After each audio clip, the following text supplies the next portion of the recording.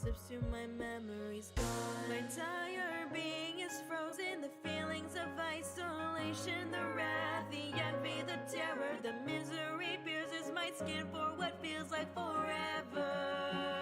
Broken shards with no color, I meet eyes with another. Curses give me purpose. My senses fading in out. I shout, we can be lost together, never remembered. As long as I mean something to you, our worlds finally collide. One body, one mind. You can tell me all your secrets, I will believe it. As long as I mean everything to you.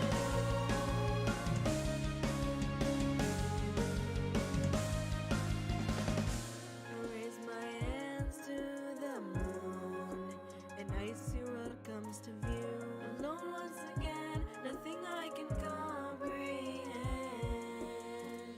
This body that's not mine, an eye for an eye, tears I cannot cry, but I will do anything for you. I will believe in your truths. Lost in a world distant from mine, under icicles as they shine, watching a world with no sun. Welcome a new dawn.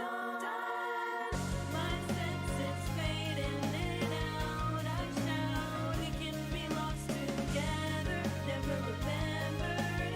As long as I mean something to you, our worlds finally collide. One body, one mind. You can tell me all your secrets, I will believe it. As long as I mean everything to you. Staring at my reflection, but person in the mirror is no longer me.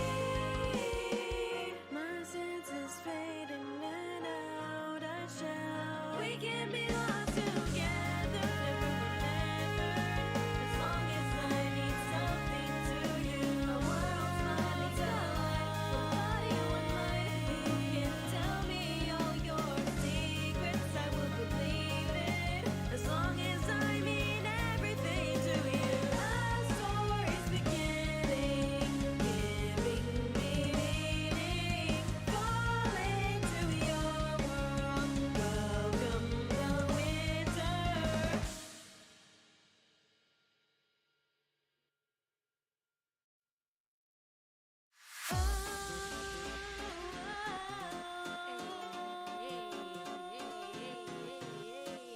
Tickle bitties got me in my feelings, the flashes got me like, damn me the best. Thick or thin, love you if it's a sin.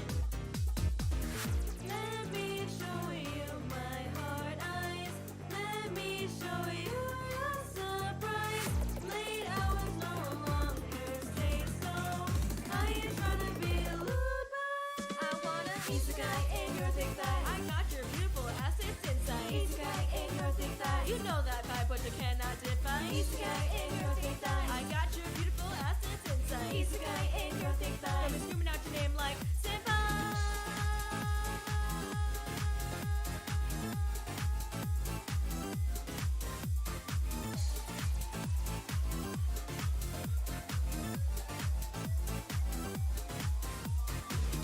Bring you into my world, new lingerie. I'm sure you'll adore. I'll be singing Daisuki.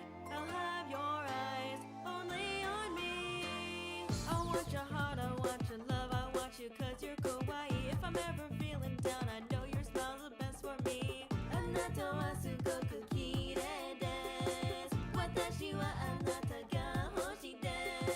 I could be any dairy that you want. Under day, anybody looks you, it's death on the spot. Soon dairy, I don't like you, I don't wanna get caught. Dairy, got my cheeks feeling hot. He made dairy 'cause I like the gifts that you bought. Dairy 'cause my love is nonchalant. How'd you dare sound like, oh no, eto, what? Thug dairy, about to pull out the Glock. Let me show you my heart eyes. Let me show you your surprise. Late hours no longer stay so. I ain't tryna be lured by. Let me show you.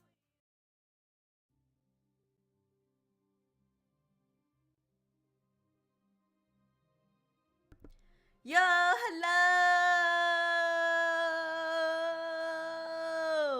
Welcome in, everyone! Happy Saturday! Saturday! Let's go! How's everyone doing? Welcome in, welcome in. Hi Valley! How you doing, homie? I'm good. It's been busy as ever. You know how it be. But how are you doing? Nice to see you. Let's go. How's Minecraft? Are we crafting and mining? Mining and crafting? You know what I mean? Anyway.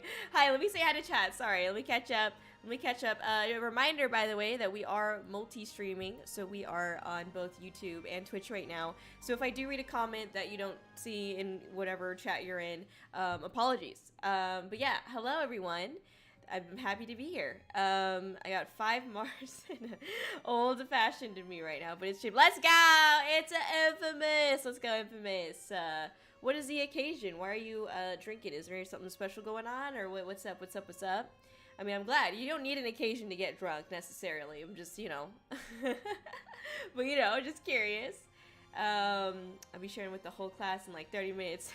You'll have to scoop it out of the doom scroll throne. It's like prison wine, but with tequila. Fair. Oh, no, not tequila. Tequila will send me to prison, actually. I don't know what's up with tequila, but it just makes me want to fight people. So that's not something that I'll have to pass. Or else I'm just going to start screaming things that I should not be screaming and then punching the screen like somebody that we knew. Anyway. Hi, Infamous. How are you doing? I hope you're enjoying the drinks. Let's go. Very epic. How are you doing, Valley? Hello, sir. I wish I had like a gun asset. Wait, I actually do. I technically do. Wait, hold on. So let's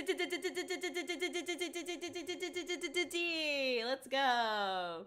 All right, breaking into the ice rinses castle as we speak. Oh, that's crazy. Oh, where's Valley? No, kidding. Just like running around. Let's go. Heck yeah. I love to hear it. We love to hear it. It's a Saturday. Went out to dinner with my family and those long pours. Chill. Let's go. Exactly, Infamous. You got it. I did. The gack. Thank you. It sounds like, I don't know. It sounds like a bad word. Anyway, let me say hi to YouTube as well. Hello, Yin Akiyama. Nice to see you again. Hello. Hello, Thunderbird Prime. How are you doing? Let's go. Thank you so much for submitting your lore. By the way, did get to read your lore, which is super epic. Realizes you're in space somewhere too far for me. I'm sorry, Valley. It's okay. We meet in our dreams. You know what I mean? Has anyone ever actually had, I mean, I don't know if this is a silly question, but has anyone ever actually had like a dream about like VTubers? I had this like one dream a long time ago, like that I met like a bunch of people that were like in my circle at the time, like at a party, but like everybody was like their VTubing characters, but we were like at a party somewhere. And yeah, that was kind of cool. That was a cool dream. Yes. Hello, Kudo? Hello, how are you doing? Let me know if I said that incorrectly. I'm sorry. Kudo. Kudo. It sounds like I'm saying kudos. Welcome in. Hope you have a great day. I love your little emote. Hello. We're just hanging out. Today I'll be reading through some VTuber lore that people submitted on my post. I won't be able to go through every single one, unfortunately. But I do have quite a few to go through. I want to go through as many as I can, obviously. But I have selected a couple that I feel like I can definitely talk about and give some, you know, feedback and whatnot. So yeah, it's something that I will definitely be going through today, and I'm very excited for it. Even if yours didn't get picked, don't worry, I did read them. I did read through all of the people who commented, so thank you for commenting. Everyone has a really interesting lore, so I'm excited to get into it. There were also like a couple people that didn't know what I meant by lore, which I thought was interesting. I guess if you don't know what lore is, it's kind of just like a VTuber's like backstory, or just like a backstory to anything. Like lore as like a definition of lore is, I think, just kind of like a backstory, or what's what creates the character, I guess, and their traits and attributes and whatnot. So yeah, that's kind of something that that describes what lore is. But yeah, I'm excited to be going through. And yeah, okay. I did once. What was your dream about? What was your dream about, if I may ask? YouTube chat nut. No, yeah, so it's connected to, I'm multi-streaming, and I am on both Twitch and YouTube, but I think like it can only hook up to like one chat at a time, so I think it's prioritizing Twitch from what I understand, but I don't actually know. Don't ask me. You got it right. Let's go. Nice. Maybe? What do you mean maybe? What was, oh, did you have, okay, Serenity, never mind. God damn it, what kind of dream did you have? Now I'm scared. Okay, now I'm nervous. Welcome on Twitch, welcome to Twitch, let's go. Epic. Are you using Restream? I'm not. I'm using Streamlabs, to do it.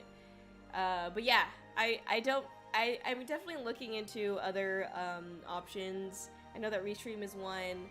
But somebody, I think it was Serenity or somebody else was mentioning how the last time they looked into Restream, like they had like a free version, but it was like you could only stream up to like 720p or some shit, and I don't know if they changed that or yeah, because otherwise you have to get like the pro version, you have to pay for it. So I don't know though. Don't quote me on it, all right? I am just as lame and noob, okay? Not that you're lame, it's just I'm lame and I'm noob. Stream time, chill! Sorry, I'm late, my wife. Nah, you're chilling, dog. I hope you're doing good. Hope you're enjoying yourself. I'm sure you are. Keep on keeping on. I heard you watched the FNAF movie. I'm sure it sounded like you enjoy it. Heck yeah. Right now both of your streams are maxed at 720p. Oh, that kind of sucks. Huh. I'll have to look into that, onto why that is then. I wonder if that's something that would be in here. Oh, it is. Yeah, I'm not really sure. I'll have to look into that though, but thank you for letting me know. Mod, if you could fucking make me a note. Don't quote me on it. Shut the fuck up. Can you make me a note, Mod, please? A goddamn note on the goddamn... Oh, there's two things, actually. Can you make a note for that? For the checking the fucking 720p? Sorry. Hi. Oh my gosh. Hello. Welcome in. Hello, Rosachu. Thank you so much for the raid. Welcome in, Raiders. Hello. Let me see. Shout out. Yes. Do it. Boom. There we go. Thank you so much. Welcome, Raiders. How was your stream? What did you stream today? Welcome. We're just getting started. We're just chatting for a little bit before I get into the core of the stream. But how are you doing? Hello. I hope you had a wonderful stream. I'm sure you did. Thank you so much for coming over here. For those of you who don't know me, my name is Kōri-Oujo, and I'm essentially a raccoon that got isekai'd into an ice princess's body. And I'm a variety streamer. Today we're going to be going through some VTuber lore.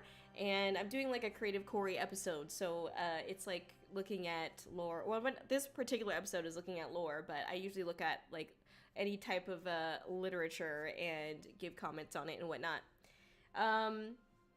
We played some Sea of Thieves.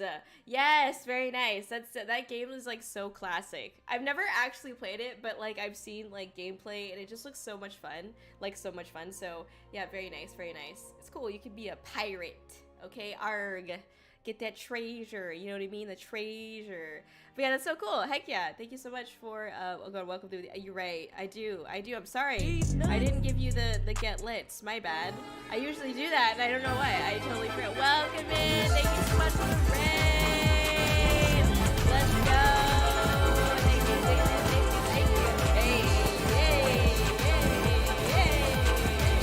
Let's go. Thank you for that as well. You just gave me a reminder to turn off some of the channel points. Not that one. The other ones that can just go off at any point.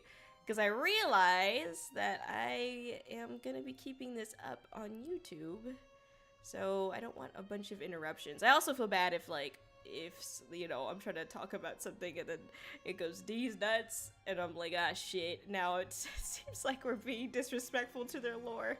Alright, there we go. I fixed it. Don't you worry. I'm having... Okay, this is not updating, so I'm just gonna close this. Okay. Back here. Hi, thank you for the hydrate, and we're gonna do that right now. Chug. Thank you, thank you, thank you. Don't worry, Serenity, you can still use the use command one, because that one, like, I can control it at the very least. I just feel bad. I don't want you know, me to be reading somebody's lore and then we go like, these nuts, and then it's like, aw, shit. Alright, let me turn on this music too, because I feel like listening to something a little bit more chill. Okay. What do you think I was gonna say? Thug nasty? Maybe? Anyway. Anyway. Spooky pirate moments. Very nice. Heck yeah. Well, thank you again, Rosa2, for the raid. I really appreciate it. Feel free to sit back, relax, get some snacks, lurk, do what you gotta do after you had an awesome stream. Thank you so much again for bringing over your wonderful community here. I really appreciate it. Thank you. Please check them out if you haven't already. You hear me? You hear? Oh, yeah, right. I have a bunch of announcements to talk about today, by the way. So I would like to do that if I could use the brain. All right.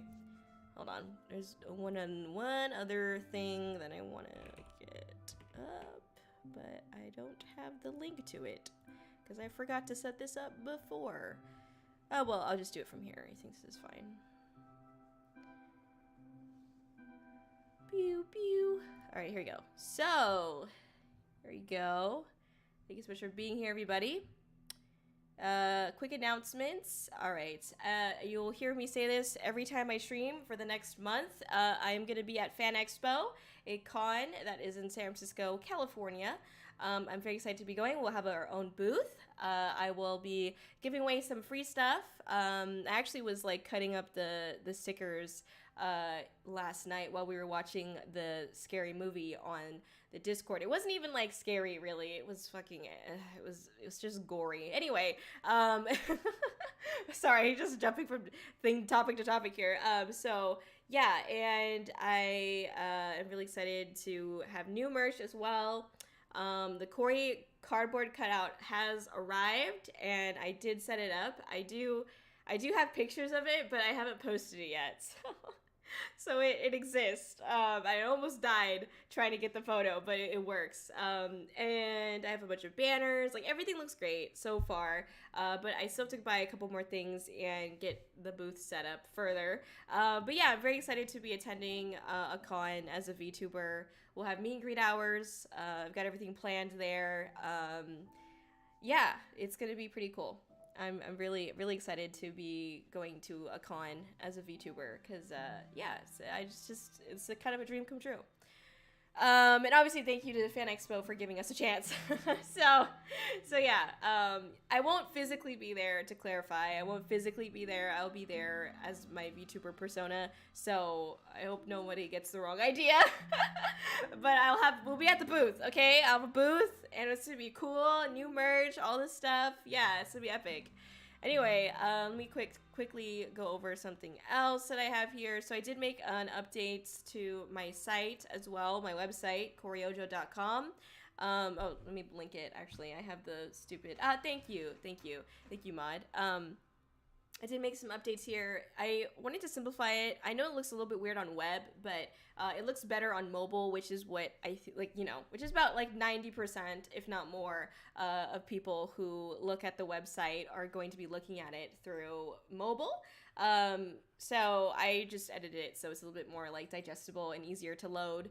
Yeah, and then I also have a throne, which I know it's like, why did I not ever do that before? But yeah, I have a throne now. I tried to add some stuff.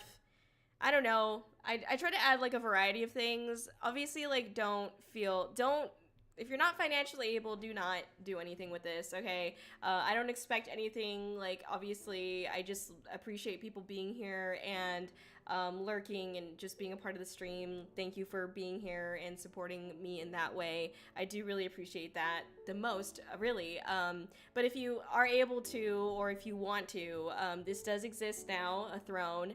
And I added some things. I tried to have, like, variety, like, obviously we have like Jackbox, you know, so we could do more chat games. There's like some things are just like everything on this site is expensive, by the way. It's just so expensive. It's like there is hardly anything that is below $10. So I tried to find like a couple things that were below $10, but it's kind of hard. So I'll keep like adding some things. Obviously, like I really want to go 3Ds, but I don't have a VR headset, so if you're interested in contributing to that, that is there. But yeah, I'm excited to have a throne now, and hopefully, you know, if you are interested, you can use that. But yeah, it's gonna be a good time. Anyway, those are some cool shit. I have to make a command, by the way. Can you make a goddamn note? I need to make a command for the throne on my thingy. Yeah, okay. Mayfaye the Bear, thank you so much for the raid. Welcome in, raiders. Hello, hello. Hello, hello, welcome in. Oh my gosh, yes, thank you. Thank you, thank you, thank you. Oh, you're so cute. Okay, sorry. How was your stream? What did you stream today? Thank you so much for the raid. Hello, welcome in, welcome in. Thank you, thank you, thank you so much. For those of you who don't know me, my name is Kōri-Oujo, and I'm essentially a raccoon that got isekai'ed into an ice prince's body. I'm a variety streamer.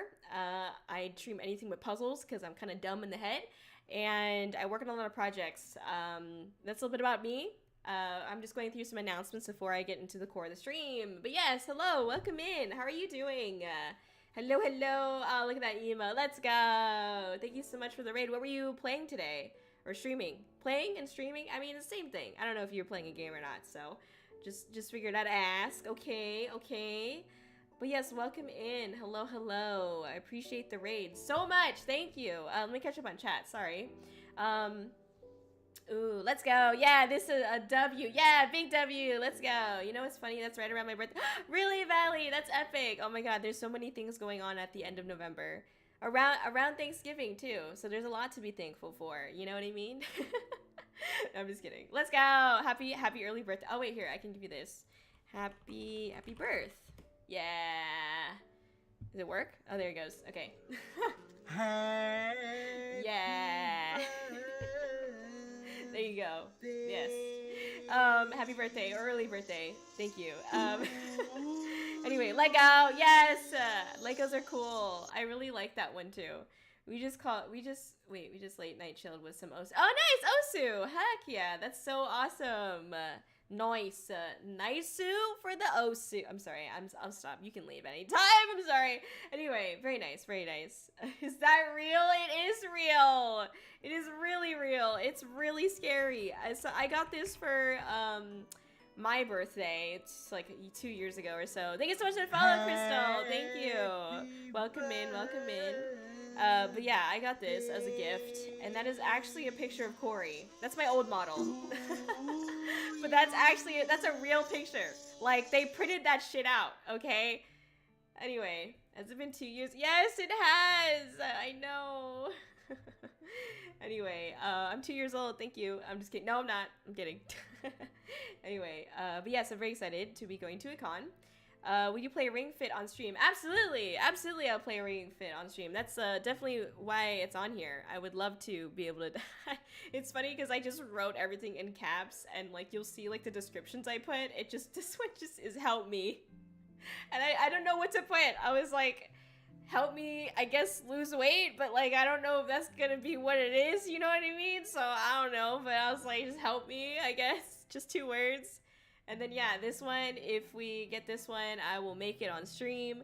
I really like this one. I saw it at the store one time and I was like, oh my god, that's so cool. Because it's like Horizon Zero Dawn and just looks amazing. So that'd be cool to have and do on stream, obviously. But again, no pressure, okay? Like, if you're not financially able to, do not, okay? And the biggest thing for me is that you're here on the stream, supporting the content. That means so much to me, so thank you for being here. But yes, welcome Raiders. Sorry, I'm going through a lot right now. Anyway, I can't with that. It's real. Okay, it's real. Thanks, Corey. I got you, Valley. Okay. 2 years. Good job making it this far. Thank you. Literal cry for help. Yeah. It is. I love Horizon. Oh my gosh, Horizon's amazing, right? It's so good.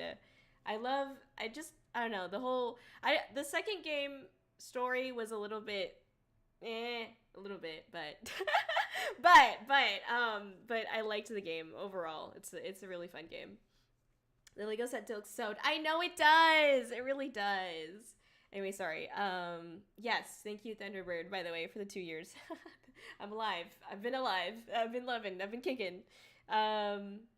Yeah, congrats on the expo, though. That is so cool. Thank you. And also, sorry, before I move on, Mayfei, thank you again for the raid. Feel free to sit back, relax, get some snacks, lurk, you know, do what you gotta do after having a really awesome stream. But yeah, thank you so much for bringing over your community here. I really appreciate it. Thank you. Thank you. Anyway, congrats on the expo though. Wait, sorry. Yes, I am so excited. I can't wait, y'all. I'm so hyped. Yeah, thank you so much for saying so. It is something that I kind of just like threw a bunch of applications out, and this one's one that actually got back to me. So it's like, oh, cool. You know, it was also really stressful. It's been a stressful last couple of weeks because I've been like trying to plan everything. But yeah, I've got a bunch of merch. I have like new stickers, new keychain, and new posters, like 5 new designs, 5 new posters, and I also caved in and I got a Kōri Dakimura, which is a pillowcase / pillow with Kōri on it. And I also got a mouse pad, a 3D mouse pad. So I caved and I got those too. So yeah, we've got some new merch and then obviously some free stuff as well. So very, very excited to be giving away some free shit. And I got business cards. Like it's all like real now. It's kind of crazy. Seeing like the Kōri cardboard cutout was like actually insane.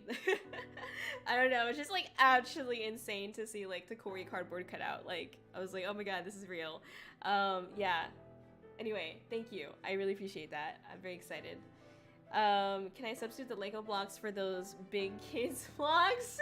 Hi Tim, I love whenever you come in and just say absolutely unhinged things as the first thing that you say. It's not hi or hello, it's just whatever, you know. It's just anything but thank you, Tim, I appreciate that. I don't know if Throne will let you do that, but you're welcome to try. But yeah, I don't know why, sorry, someone commented this earlier, but yeah, I don't know why the prices here are so much more expensive. Like, I think it might have to do with like the cut that the the cut that the shops get, as well as Throne, I'm assuming, and probably also like shipping maybe, I don't really know. But yeah, I wish it wasn't that expensive, but I tried to add a variety of things that are of a variety of prices, but again, like I couldn't find that many things that were under $10, so I apologize. I did try. I promise I did try. I definitely scoured this thing, but it just doesn't exist on this site. I don't know. If you have any like suggestions, obviously you can definitely suggest a gift or a snack, and I'm so willing to try any snack that you would like to get me. If you want to feed me. Anyway. If you want to feed me. I'm just kidding. Anyway. Yeah, Serenity, I have to set that up. That's the note that I wanted to make for the mod, that I need to set up that. You know what? Maybe I can do it right now. It shouldn't take that long. But yeah, I need to do that. Cuz I meant to do that last night. I literally got everything set up last night. Like it's not the bee's knees. Cloudbot. Okay, here we go. Commands. Add command. Command will be Throne. And let me just grab the link here. But thank you, Serenity, for reminding me, because I do need to do that. I just heard something. I don't know what that was.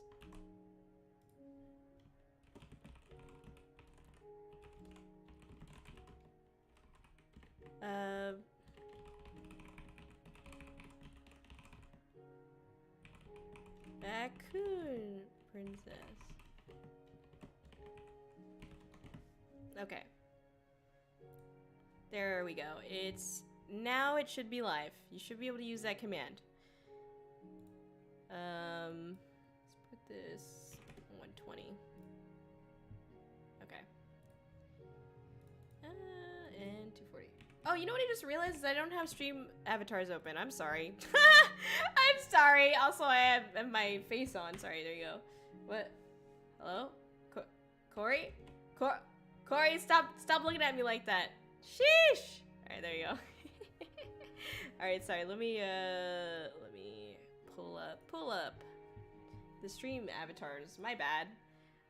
There's so many things to start when I have to start the stream that I just forget. I just sit here crying because I'm like, what do? I don't know. Did I do everything? I thought I did. I forgot the axe. I'm so sorry. I knew I was forgetting something. I was like, okay, I got this on, right? And then it's always that one application that you just happen to forget. Okay, it's pulling up. Sorry. Sorry about that. I'm a professional streamer. All right, here we go. Connecting. I was feeling a little bit lonely on the screen. I was wondering why. All right, there we go.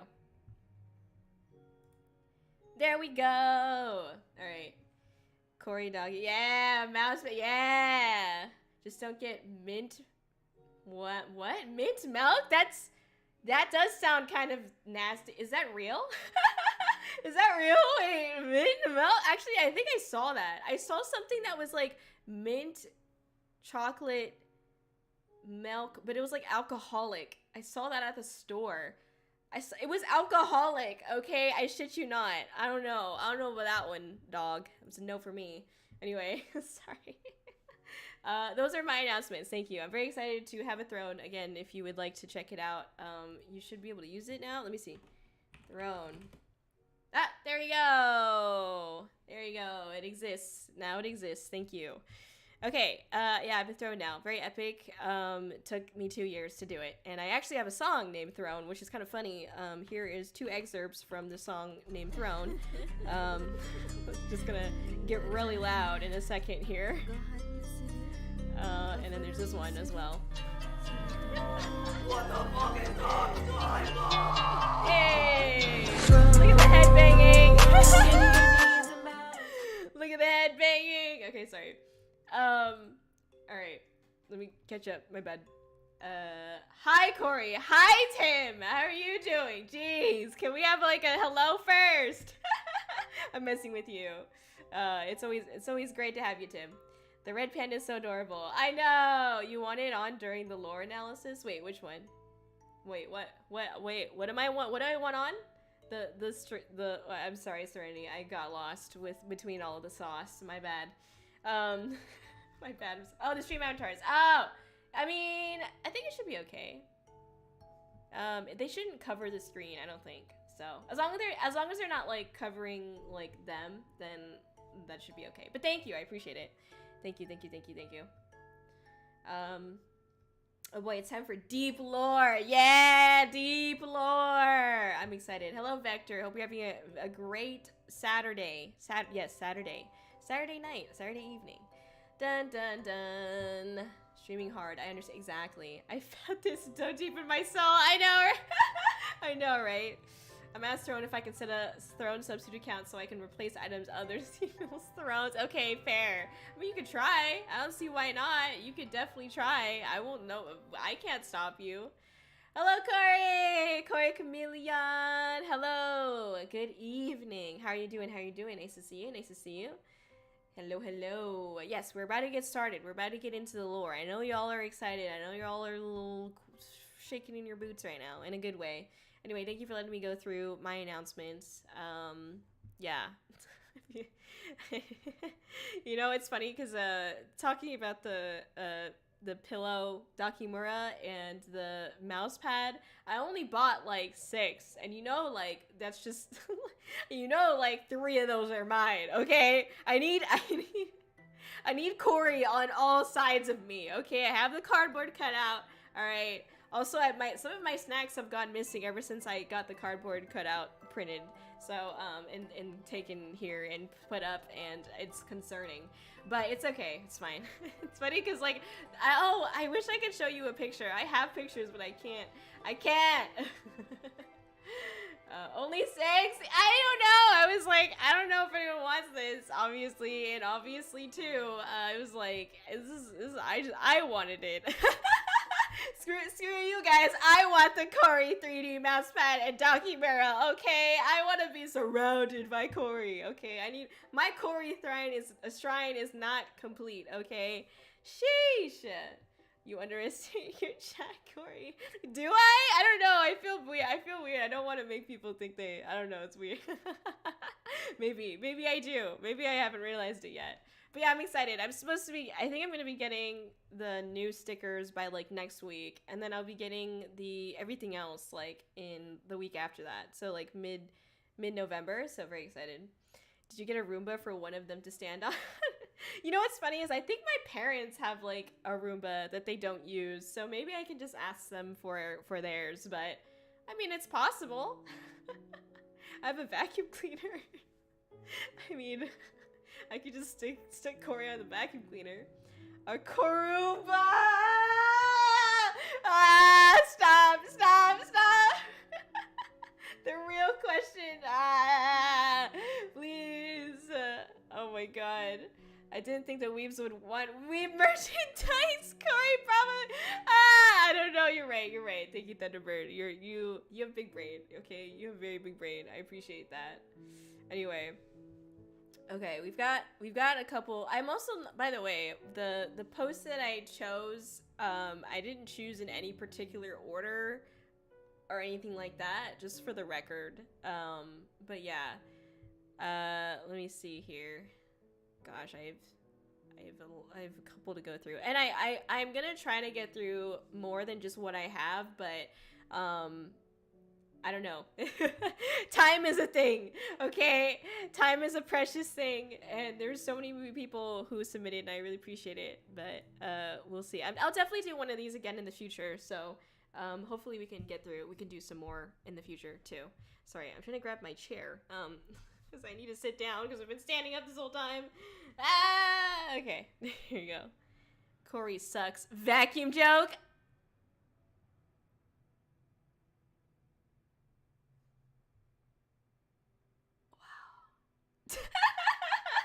Wow. Wow. Oh, wow. Wow. Wow. Wow. Wow. Anyway, bye. No, anyway, that's the end of the stream. Thank you. Thank you for coming tonight, everyone. I appreciate it. Got him! I hate it here. I'm going home. All right. Let me see. Do I have it set up? I think I do. Yeah, I do. All right. We're switching over.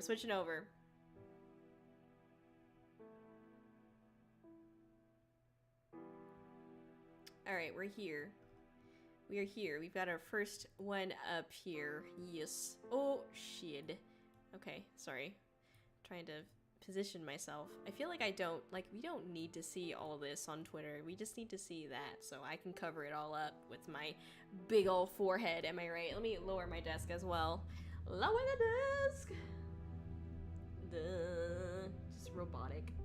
I have all these snacks on my desk too that I need to eat. Anyway, I'm fine. When they tell you that, what is the fuck? God damn it, that long ass meme. I tell you that I'm fine, but I'm not really fine. And that whole shit, that old ass meme that's dead. Anyway, okay, so before I get deep into it, let me hide this real quick before I get deep. Here we go. Before I get deep, also let me get the chat up here. My bad. Before I get deep, all right. I wanted to first kind of like talk about again my credentials for this. Oh wait, sorry. There's one more thing I have to talk. Hold on, that's pretty cool to me. So you're gonna have a big screen at the booth or something? Sorry, Revenant, I'm so late to seeing your message. I apologize. Yeah. So for Fan Expo, yeah, I'm gonna have like basically a screen, like a little TV screen. I say little TV screen, and it sounds weird to say, but it is like a TV that I have that I just don't use. So it is a big screen, and I'll have like a little mic that will be attached to like the table. And it'll like kind of stick out. I have like a stand for it basically, and it'll stick out a little bit. God damn. Okay, shit, we get it. You have a small dick. Anyway, so then I'll have like behind that, I'll have somebody not working, but having a computer, a laptop. There you go. Just more accurately, a laptop. I'm still working out the logistics. I want to have like a webcam as well. So that way, like, I can see them, obviously, as well as them being able to see me. But yeah, I'll have like a little setup for that. So yes, that's the plan. Sorry. Sorry I'm late to seeing that. I apologize. That's the hello Kogani-kun. Welcome in. That is the you. We will get into it in just a second. Sorry, I jumped the gun. I forgot to check both my chats. I apologize. I'm getting used to the multi-streaming still. Again, I'm on both YouTube and Twitch right now, so if there's any confusion, I'm sorry. But I am on both platforms. I'm trying to do my best, okay? I'm gonna do my best to read both chats. I apologize. What are we talking about today? Today we're going to be going over, thank you for asking, I appreciate it. Today we're going to be talking about going through some VTuber lore. So what I did was on Twitter, I had a post that people could submit their VTuber lore on.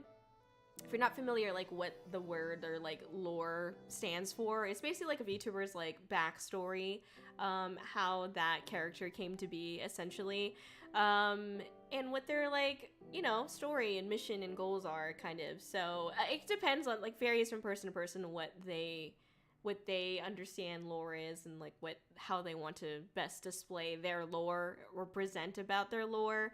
But yeah, that's what we'll be going through today. As I was saying earlier, sorry, I totally got sidetracked. I have an English degree with a emphasis on creative writing.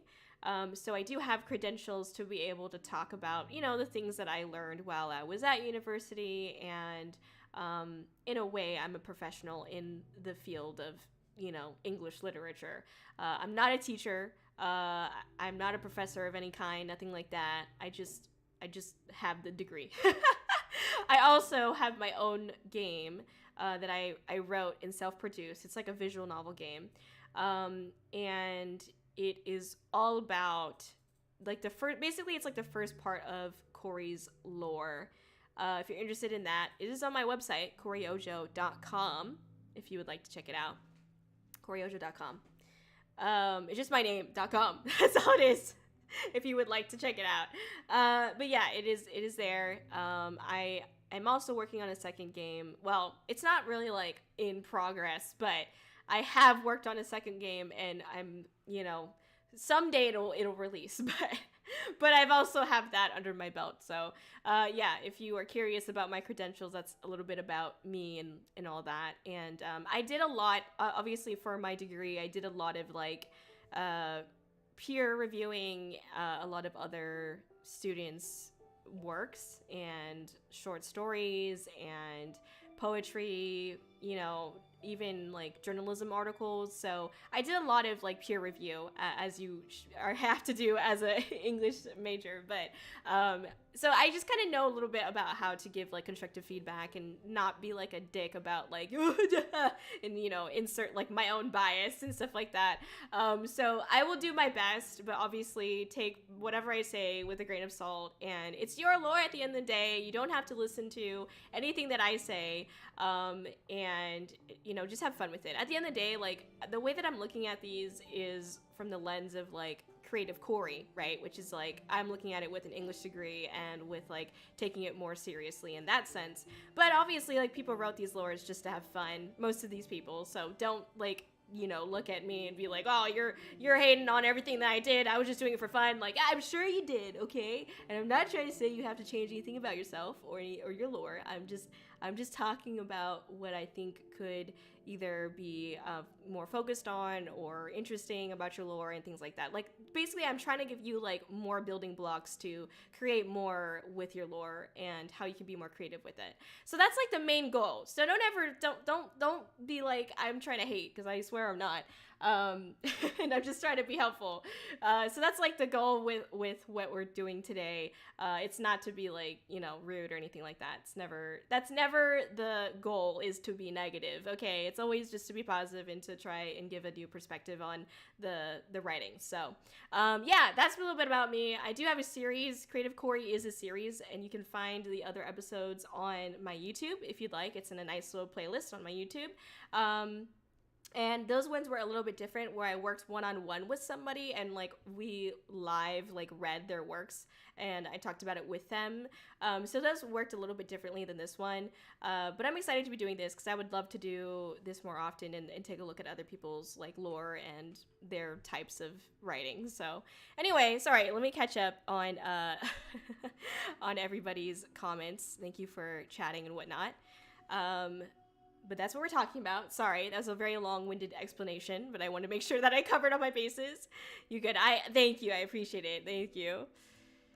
I hide in a corner on my work to be able to catch the stream. Sorry, I can't read right now. Even though I'm supposed to be reading, I can't read. To catch the stream. Did I get on time? You did. Don't worry. Thank you, Kami. Welcome in. Hope you're doing great. Good luck at work. I hope the rest of your shift goes smoothly. Thank you so much for catching a stream. I do so appreciate it. And don't forget to snack a little bit and relax just in time. Yes, exactly. Thank you, Kuro. VN Writer Gain. Yeah, let's go. Oh, thank you, Pac. Yeah, that's my website if you want to check out my game. I think actually I have a command just for the game, don't I? I do. Yeah, if you are interested in downloading and playing my official game, that's where you could go. Or just to get more information on it. I swear it's not malware. Anyway, just kidding. I felt that. Tell us to change harder. No, I promise it's not about that. I'm just kidding. Return of Kreative Kōri is the saga we've been waiting on. Thank you. I do enjoy doing Kreative Kōri. It's nice to feel like I'm putting my my English degree to work, even though I'm not. Anyway, critical feedback. Not critical. Okay, sheesh. It's like soft feedback. There you go. Thank you. I know. Wink wonk. Wink wonk. Wink wonk. Critical. Okay. Critical hit. Anyway, sorry. Thank you for the lurk. I appreciate it. Thank you. All right, let me go ahead and get started. Now that I got that out the way. Oh wait, there's also something else I wanted to briefly mention, as like an overall, like notice, like something I overall observed from like everyone who submitted. And oh yeah, thank you. Of course, feel free to listen and drive safe travels. Thank you, appreciate it. So something that I overall noticed when I was looking at VTubers' lores and whatnot was just that, like, I think there was a lack of what I call, or what like I've been taught and called conflict. Like a lot of people, and I know that it's hard to, like, obviously I limited it to people who submitted, like people had to submit like a short version of their lore basically in whatever Twitter would allow in the comments, right? So like I know that it's really hard to like get out a lot of like points in like a short amount of like characters, you know, text characters. But I felt like when I was reading through a lot of like the lore, a bad example would be like, oh, this is a angel that has a lot of powers and can do a lot, and now they just want to like go and stream. And I feel like it's okay. And again, like everyone's just doing this for fun, so I'm not like attacking you for having that kind of lore by any means. But I think in that sense, there's like a lack of like conflict where like, but what is the character going through? You know, like what I think a character that doesn't have any issues is not usually a good character. Why would we want to watch or read a character that has a very perfect life and nothing possibly could go wrong? You know, I mean, obviously that's like that doesn't happen ever, but like things like that is like kind of important to have in your lore. And the way that I would have put it, and I would just put it in like one sentence for like Kōri's conflict is that she is a girl from Earth that got isekai'ed into this ice prince's body. So now her conflict is obviously dealing with this world called Xylon, this fantastical world that's Xylon, very foreign to her. She doesn't know the language, and she has to act like a princess in front of the castle staff. So if I had to like sum it all up, there's the conflict right there. Like, she has to be something that she's not because she got isekai'd into this body, right? I felt like a lot of lore that I read on the post just like lacked that conflict, that character development device. There was none. And it's like, you kind of need that to have like I feel like you kind of, well, I've been taught that you need that to have like a good story, you know, or one that like is easier to latch onto. You want to latch onto a character that does have an issue that you can either relate to or at least understand to some level. And I felt like there was a lot of lore that I read that didn't seem to have that, like, you know, what could I latch onto as a reader? And again, there's nothing wrong with that. And I also know that everyone is just having fun. Again, having fun, just posting their lore. They're probably not thinking like as deep as I am. Definitely not, because I'm just looking at it from, again, an English degree lens. But if you are interested in like really taking your lore to the next level, you need to have different kinds of tension and different kinds of conflict.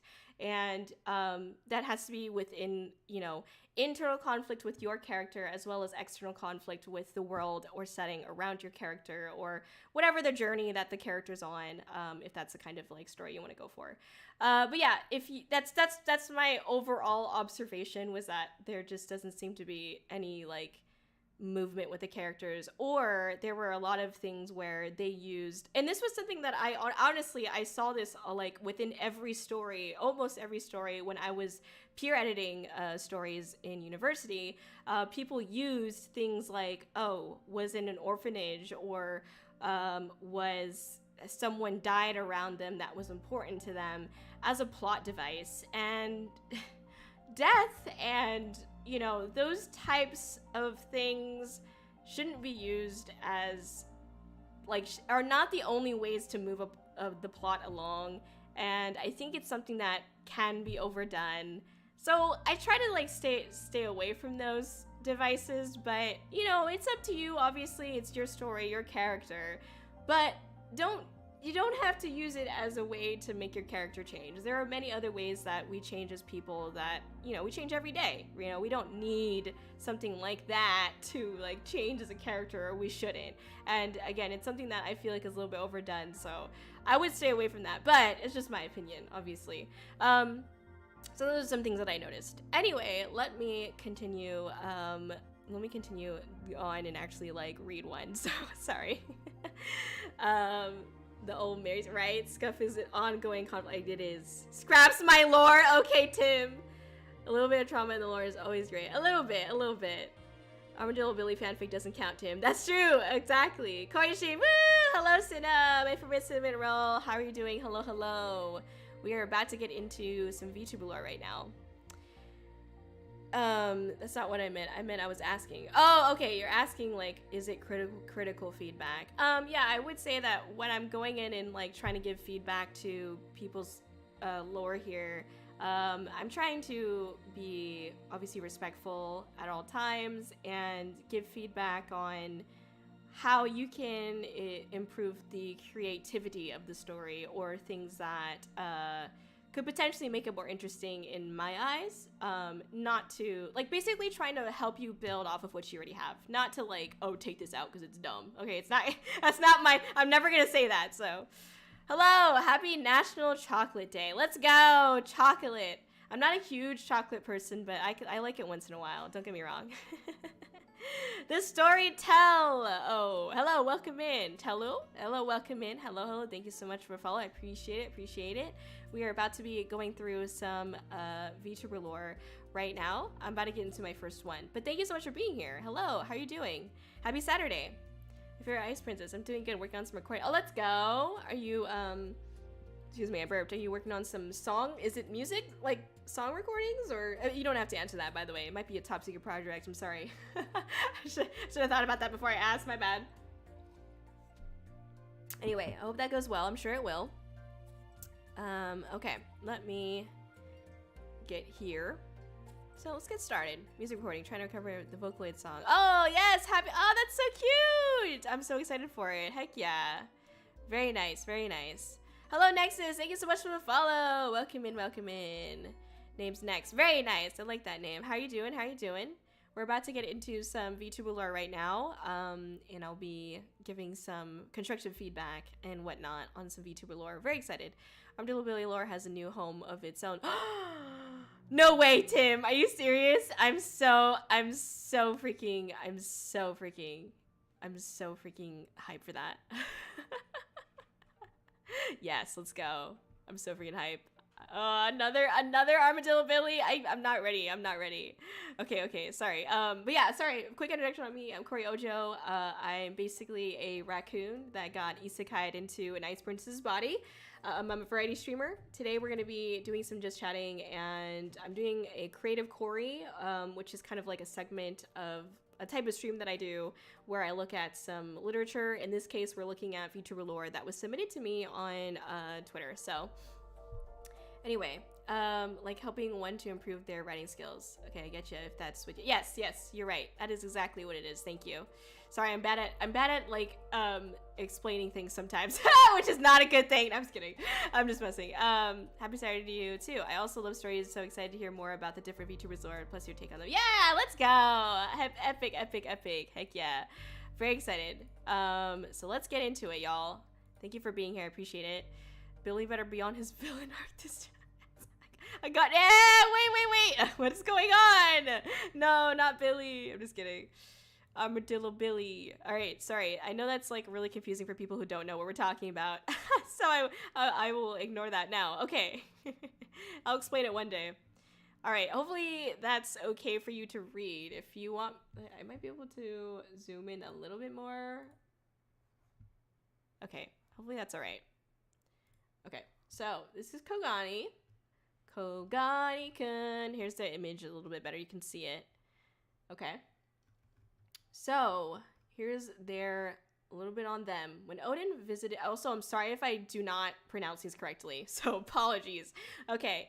When Odin visited Mimir and asked for wisdom, Mimir demanded he sacrifice one of his eyes in exchange. What Mimir didn't tell him was that the knowledge would be too much for him. Instead, Odin split the wisdom through all of his familiars, crows and ravens alike, each one imprisoned as slaves for his usage.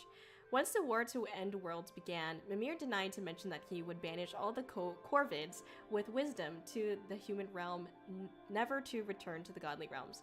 And so the confused birds, who knew nothing but servitude, have no way of returning home, and only the desire to serve. Which is why, hello, I am Kogani, the Krogani, forever a loyal servant. Very nice. Very nice. Very cool. Oh, sorry, I didn't read the first line. I apologize. I accidentally scrolled too far. Okay, very nice. So, a couple things that I really like. I am sorry if I'm wrong about this, but I think Odin and all of that is from, Nordic mythology? Do I have that wrong? I'm sorry. It's not Greek. I'm pretty sure. I'm like 99% sure it's not Greek, but please correct me if I'm wrong. I think it's really cool. It's Norse, okay. So it's Nordic, right? Did I say that correctly? I don't know. Okay, Norse mythology, or is Nordic different? I'm sorry, I just want to make sure that I have that right because I don't want to be like ignorant. No, what? Huh? So Norse is separate from Nordic? I don't understand. Is it Nordese? Yeah, I don't know. Okay. Anyway, regardless, I like taking on the stories from mythology and kind of like putting your own perspective on it and twisting it a little bit to be able to like create a character from that event is really interesting. It is Norse mythology, so it's different from Nordic, I guess. I'm sorry. I don't know. I'm sorry. I'm dumb. I'm not a mythology major. Anyway, but thank you for clarifying. Anyway, yeah, I think it's really interesting, and it's just a fun thing to see in general, to see, things like mythology getting... I think I've done a story like this before where I took, what were their names? Oof, I can't remember their names, but I did take, like, a Greek mythology characters and created, like, a character from that, which was really fun. It's classic, and it's really nice to be able to see, like, if you're also into Norse mythology, to be able to see, like, this, like, relation to that story.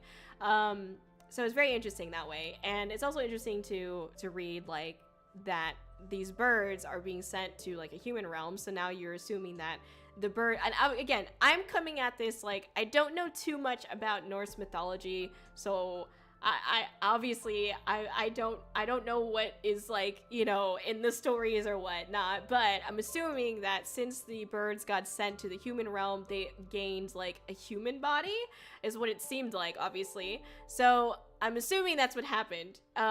Unclear, but that's just to me because I don't know like the lore, or I don't know the mythology. So I would say if you were to like write a story, like a full-length story on that, that's something you would definitely want to clarify to the reader, like how exactly, if they, because you have to assume like, you know, the reader doesn't know. That's kind of like how you have to write a lot of things, especially when it comes to like mythology, because like you know the mythology and the story and whatnot, but there are definitely readers out there who will have no idea who like Odin is, right? Or have very little idea. So like even this story, I'm not familiar with this story. I know that something happened with the eye, but I don't know the full thing. So like, you know, it's good to like give clarification or direction where it might, where like someone who doesn't know the mythology would might get confused. Anyway, so yeah, and I think like it'd be interesting to hear more about why the birds are so hung up over like the servitude. Like obviously, yes, like each one was imprisoned as slaves for his usage, makes sense, but like a lot of times like you hear in stories that like people or organisms that live a life of servitude end up wanting to break out of it and rebel. So like why does this character not want to, you know what I mean? Because I think like just saying they knew nothing but this is like, okay, that's fair, but like were they like why is that? I guess this is like a question that I would have and like want to understand more, like why is it that like they know nothing but that? Or alternatively, how could you better explain like this character's desire to serve? Like why is that your only desire? You know, like is it something that just makes them happy? You know, have they never ever considered like to rebel? You know, things like that. I think like what I feel like I like to see more of in this type of lore is actually understanding the individual like character. Because obviously this is like about VTuber lore, which is about, and this is about Kōgani, the Kōgani, right? So trying to understand like, well, why if I had to read a story, right, like, and there's apparently a bunch of other crows and ravens and birds that turned into humans and got sent to the human realm, what makes Kōgani stand out amongst all those other birds and ravens that also got turned into humans, right? Like, we assume that we're following Kōgani for a reason, and I think, like, the biggest thing that I would want to understand, and that I feel like is missing from, I know this is just an excerpt, but it's missing, is that, like, well, why are we following Kōgani and not Brogani? You know what I mean? Like, why are we not following, like, somebody else? Like, what makes Kōgani the character that we want to follow?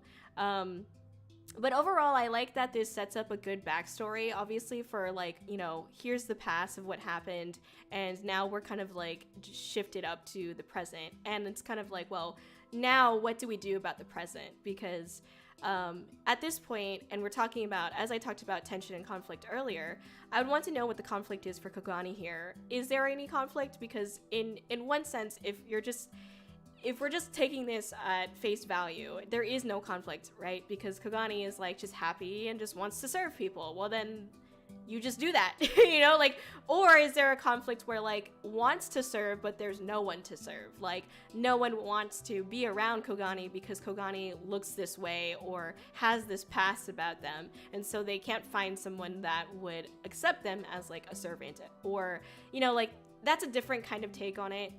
Or you go with something more cliche that's like, you know, they they are just like, I don't know, maybe like anxious by not serving someone, or they just don't know how else to live. So then another character comes in, or something happens to where they start actually living their life for themselves and like building a personality. Because we could say that they start off with 0 personality, and the only personality trait that they have, which is what we have here, is their desire to serve. But how would that evolve into like a full-blown like developed character? Because again, like this excerpt that we have is more so about the backstory and not so much about the character, the VTuber themselves, on like what they want to do, what their conflict and tension is now, what are their like, what's their mission, what's their goals, you know? So would definitely want to read more and understand more about that with this character, because I feel like there is no chance for character development with what's given here, because it kind of just feels like you're at a standstill with the last 2 ending lines. But again, good backstory. It obviously gives enough you know, substantial foundation for like what could come next. But that's just my suggestions on things that I would do to like build on this. And in general, like, and I'm only saying this because as a VTuber, you tend to have to like explain your lore within like 3 to 5 sentences. If that, I would suggest potentially lessening like the amount that you have about Odin and Mimir, and then now growing upon Kogani themselves, because obviously it's an important part and aspect to your lore, right? And I don't want to like take that away, but I do think that like if you had to explain your lore in 3 to 5 sentences to, you know, you put it on a blog post or you say it on stream, you probably wouldn't want to have like all that about, you know, Mimir and Odin. You kind of just want to talk more about your VTuber character because that's who you're representing on your stream. So anyway, just a recommendation. I think it's a really great, you know, foundation for what's to come. But those are my suggestions. Anyway, thank you for submitting. But yeah, thankfully a lot of what is being mentioned is explained. Just had to make it simple for tweets, and there's some things I need to consider as well. Of course, like I know that like this is just an excerpt of like your lore, and I'm sure that there's more of it. I'm positive that there is, but you know, I'm just taking this at face value with what's given to me, and I do consider that there is more, and I'm sure that there is some that is explained. But you know, when I'm just saying that like, you know, these are some things that you could think about, as you said, and questions that I would have as a reader, and things that you can build off of and stuff like that. So, but thank you for submitting. I really do appreciate it. It's really cool to read about your lore. Very interesting. Lore, exactly. Lore. All right. Also, wait, I meant to like the comment before I started, but it's okay. All right. Okay, so now we've got, can I click on this and it'll be fine? I think so. Wait, I think that's hard to read. Hold on. Ah, here we go. There we go. That's what I did. I was like, what did I do before? Okay, sorry. Hold on. Let me drink some water. Okay. So we got Silas here. In 2069, on an alternate version of Earth, where people developed into human/animal hybrids, an alien race reached out to impart their technology. Silas, the nephew of a great inventor, stole the experimental tech and jumped out of time and space to explore the universe. Very nice. Thank you for including an image as well. You guys can see the image better there. I appreciate the explanation on like, okay, we're in this year, 69 by the way, haha, anyway, but we're in this year, and now to explain the ears on the head, we have this, by the way. Like, I appreciate the explanation on like why your character looks this way, right?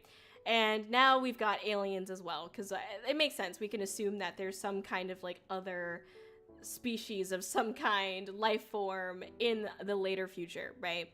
And I think it's interesting as well that there also is this idea that there's experimental tech that can go explore time and space and jump and do all of those things that we talk about in sci-fi and whatnot. Definitely a nice like sci-fi type of story. 69, right? But yeah, it's very nice sci-fi type of story, which is very fun. A couple of things that I would want to like learn more about, hear more about, understand a little bit better is overall like what why does Silas want to steal the tech? And why does Silas want to like jump around in time and space and explore the universe? Like, obviously, like, oh, that sounds fun, you know? But like, is there more to it than just that? Because like I said, there should be some kind of like conflict to help drive the story. And I feel like I don't know what the conflict is here. Maybe you're running away from whoever you stole the tech from is like what I would assume just on face value. Again, I know this is just an excerpt, okay? But at face value, I guess maybe they're getting chased by somebody that they stole from.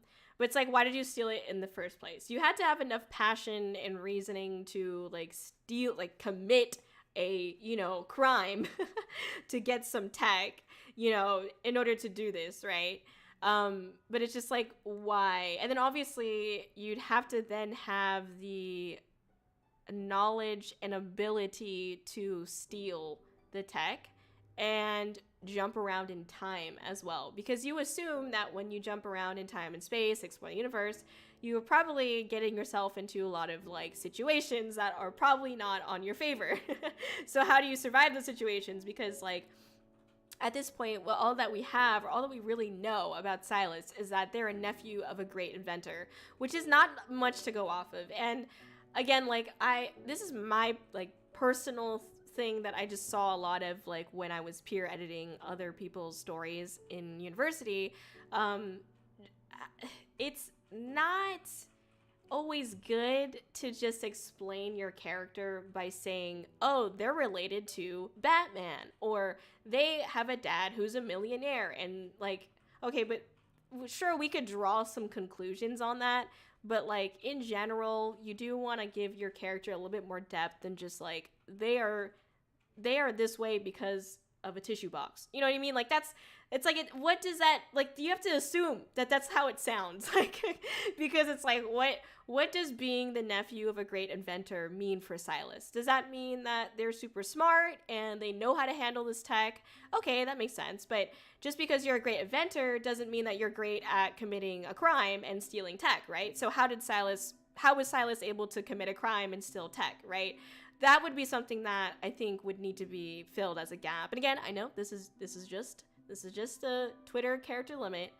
Right, I mean, I think it's fair to say, like, you know, there's a Twitter character limit, as Thunderbird Prime is saying. But as I mentioned earlier, I am able to explain my lore within 3 to 5 sentences within a Twitter limit, basically.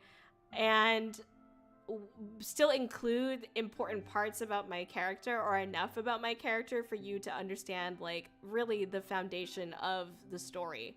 Like, yes, I have a game on it, and it's like a 2-hour long, this is just the first game too, this is like 2-hour long game to play, and yeah, it's not, you would not fit that in the Twitter limit. But a good story, like honestly, from what I've learned from my degree, and this is just my opinion, a good story, it doesn't need 20 pages.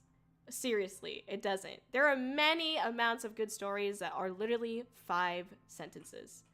They exist, and they're real. And if you can put yes, you can have all these ideas and put them down and have 20 pages of lore. But if you can't subsequently condense it down into something that is like a paragraph or just more digestible, do you know what your story is? That's really the question.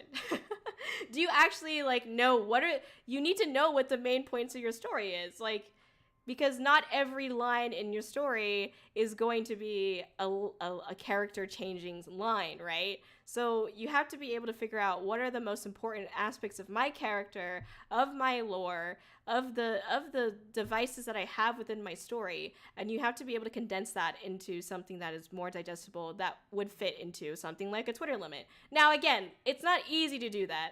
They're by no means, and it's not a skill that you're just equipped with, but I'm just saying from what I've learned, when you write a story, you generally have like at least like what I sometimes did in university, you have like a diagram or like an outline of what's going to happen in the story. And those are usually just bullet points, right? If you can't bullet point your story, then it's possible that you have way too much in your story that becomes like overwhelming for the reader.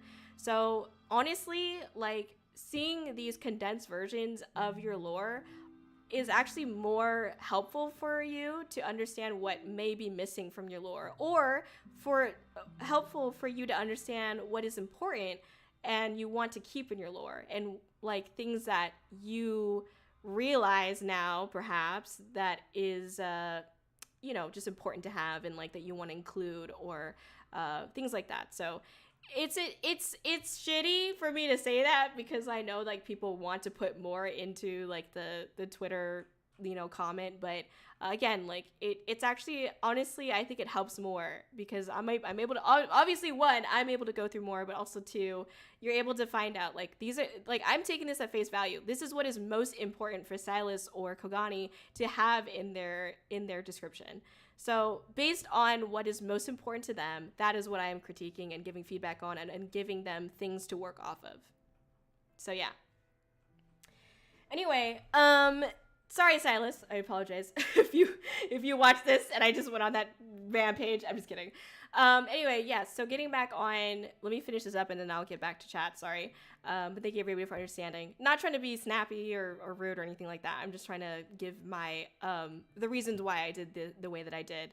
But yeah, I think I would want to understand more about like what it means. If you want to keep this line about like the nephew of a great inventor, I'd want to understand more so like what it means to be that nephew, and like to be like, who is that great inventor, and if that's something again that you can't fit into the Twitter limit or whatever, it'd be interesting to then understand more so about Silas directly, because at the end of the day, this isn't about the great inventor, this is about Silas. Like what has allowed Silas to develop into a person that is able to steal experimental tech and be able to explore the universe safely, assumingly safely, right?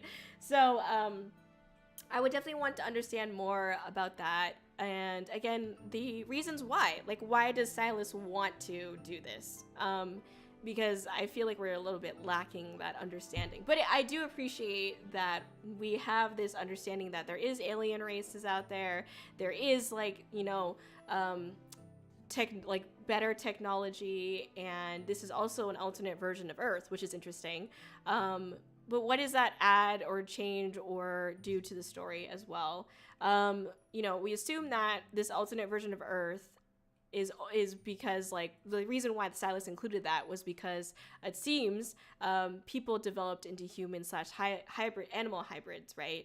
So curious like what else an alternate version of Earth would mean.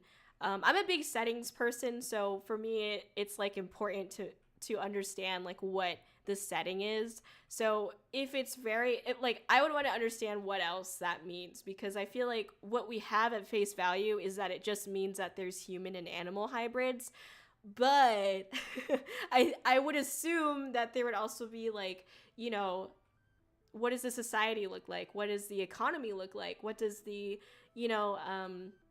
what are the conflicts that are within this world? And again, that's not something that you would fit into a Twitter limit, don't get me wrong, but I do think like if you were to write a longer form version of this lore, that's definitely something you'd want to understand more and give more details about, is how this world itself, how this Earth or alternate Earth differs from ours.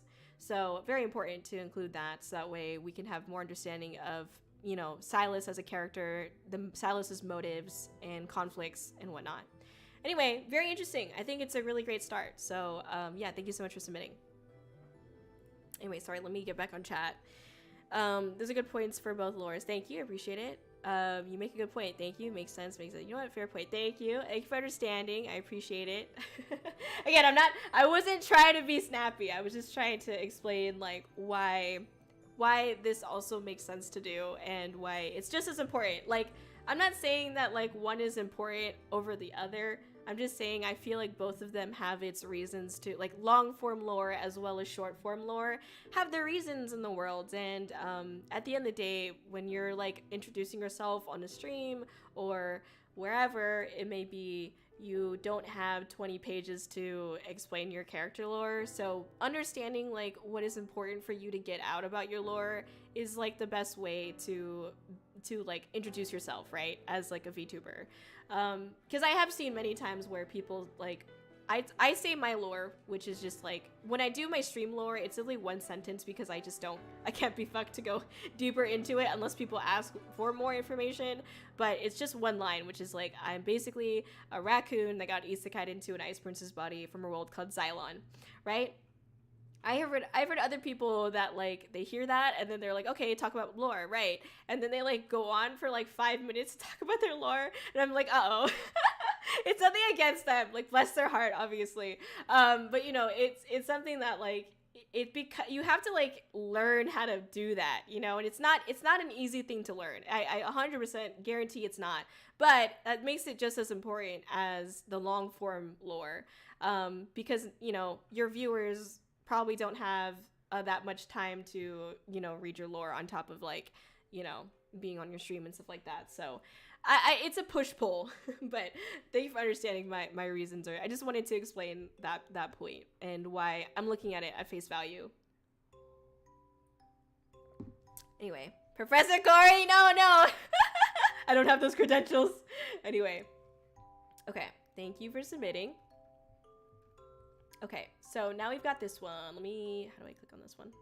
Okay, here's the image. If you can see it, there we go. You see it, right? No? Yeah? All right, I think I have a burp, but hold on. No, it's not coming out. What? Is it? Sorry, I'm totally ruining this. Okay, there it goes. Woo! All right. Okay, so we've got Arius Viridian. Eldritch being was freed from a hive mind, tried to be a good person, his village destroyed, he targets the kingdom that did it and destroys it from the inside. He is then sealed away in a jar by a wizard and is currently trapped trying to free himself and build a hive mind to gain power. Very interesting. I like the Eldritch being type characters. I find Eldritch beings difficult to write in general because they're just something that is like so far out there that can definitely feel like daunting to try and like write about, you know what I mean? Thank you so much for the follow. Oh, welcome in. Hello. Sorry, we just got started talking about your lore. I just read it out loud. Thank you for submitting, appreciate it. I will get into I'm getting into it now, so forgive me. Anyway, yes, I think I find the Eldritch like trope to be difficult to read about and can be but it's very interesting because they're just like such a interesting concept and it's just so far out there, and they're usually like written in like a horror type way, which is like fine, that's totally cool because that's usually what you hear it in context of, right? But I've also met some people that use it as like less of a horror type thing, which I think is really interesting.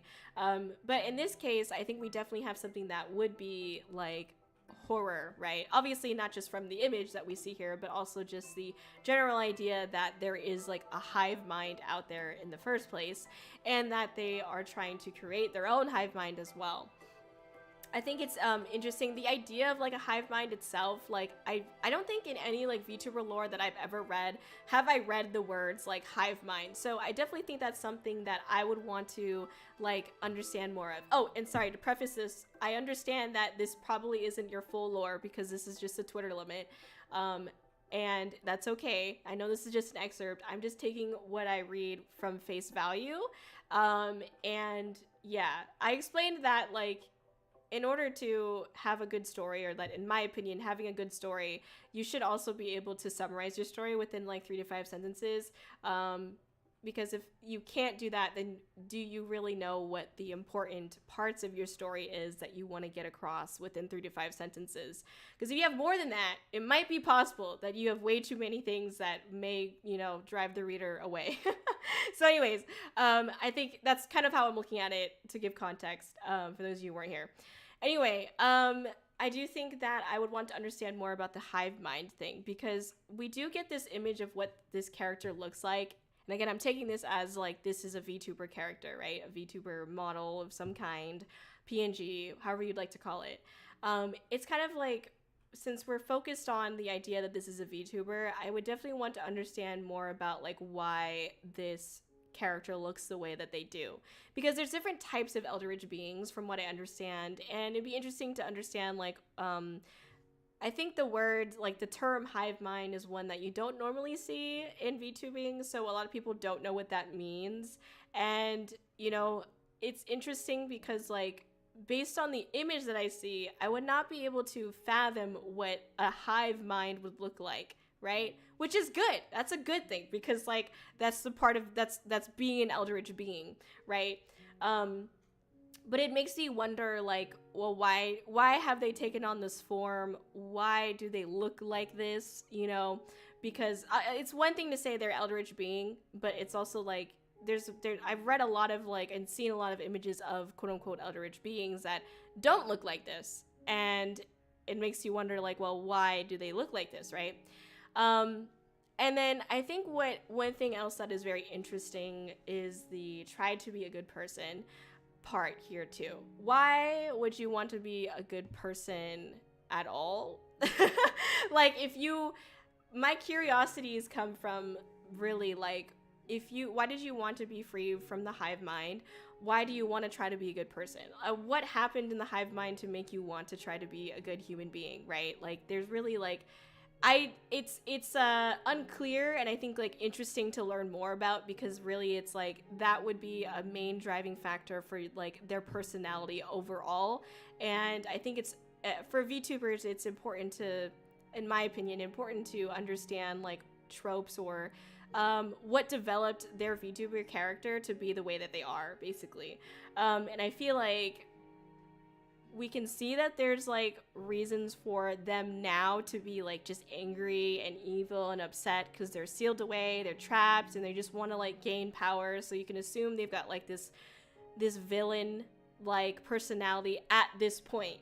But why would they ever, ever want to be a good person, And understanding why they would ever want to be a good person, I think is very interesting and would help give a harder hit to when they do indeed become like a villain. You know what I mean?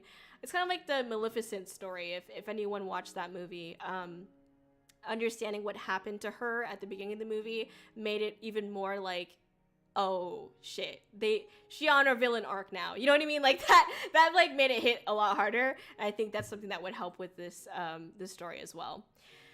Something else that I think is interesting is like that like they were in a village and then decides to like also destroy, and then that village obviously gets targeted, and then they destroy that kingdom.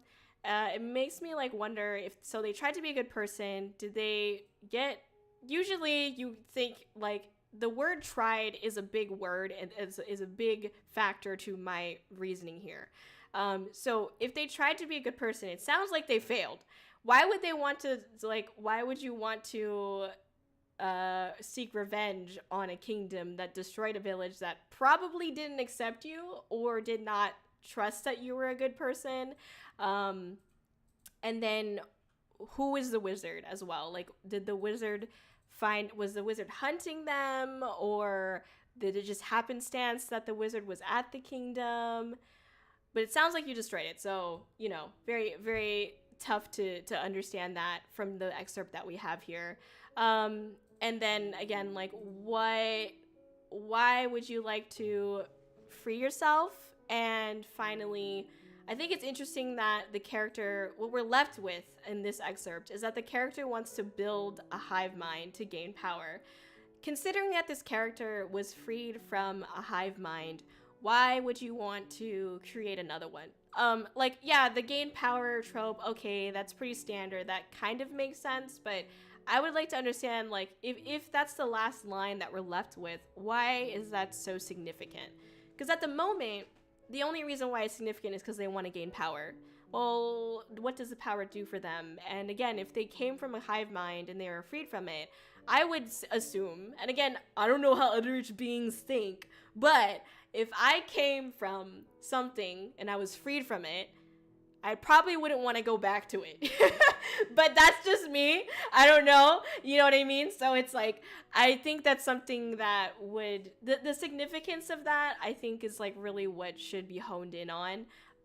Because again, that's what's going to make the character personality stand out a little bit more, I think, in my opinion. But yes, thank you for submitting. Very interesting. Appreciate it. Yeah. And I see areas that you did let us know a little bit more on your character.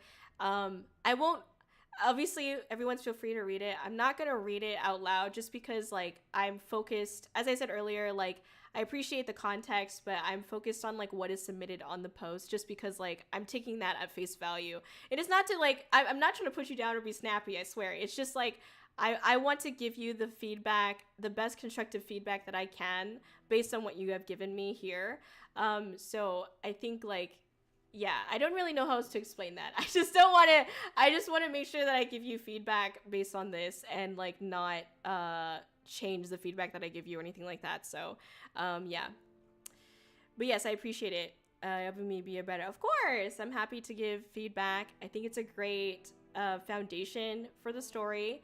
And would definitely want to grow upon the particulars of, like, the hive mind and the kind of personality that this being is, as well. Of course, yeah, I'm happy to help. Thank you for submitting. I appreciate it. Thank you for putting yourself out there. Okay, anyways, moving on. Oh, I already liked this comment. I'm gonna like it again. I don't know why I did that. Anyway, okay. All right, let me drink some water before I get into this. Sorry. Hope you're enjoying the Minecraft music, by the way, in the background. Full lore is 1,500 words. I wrote prose so short things are hard to form. No, I totally get it. That's totally fair. It's all good. I totally understand. I have a visual novel game on my lore, right? And it is, like, I think about 2 hours to play through the entire thing, and that's just the first game. So I totally get it. Don't get me wrong, you're all good. But, like, I still say that, like, you know, when you build a story, usually you can create an outline of the major plot points of what happens within that story. And so, at least, like, the important things, right? So I think, like, when you're writing in, like, a Twitter limit, knowing what is, like, important to your character and important to your story is good to know. So that way you can write it out in 3 to 5 sentences. And again, the context that I give, again, is that you're a VTuber. When you are streaming, you usually, if you have an introduction, you just want to say 2 to 3 sentences about your lore.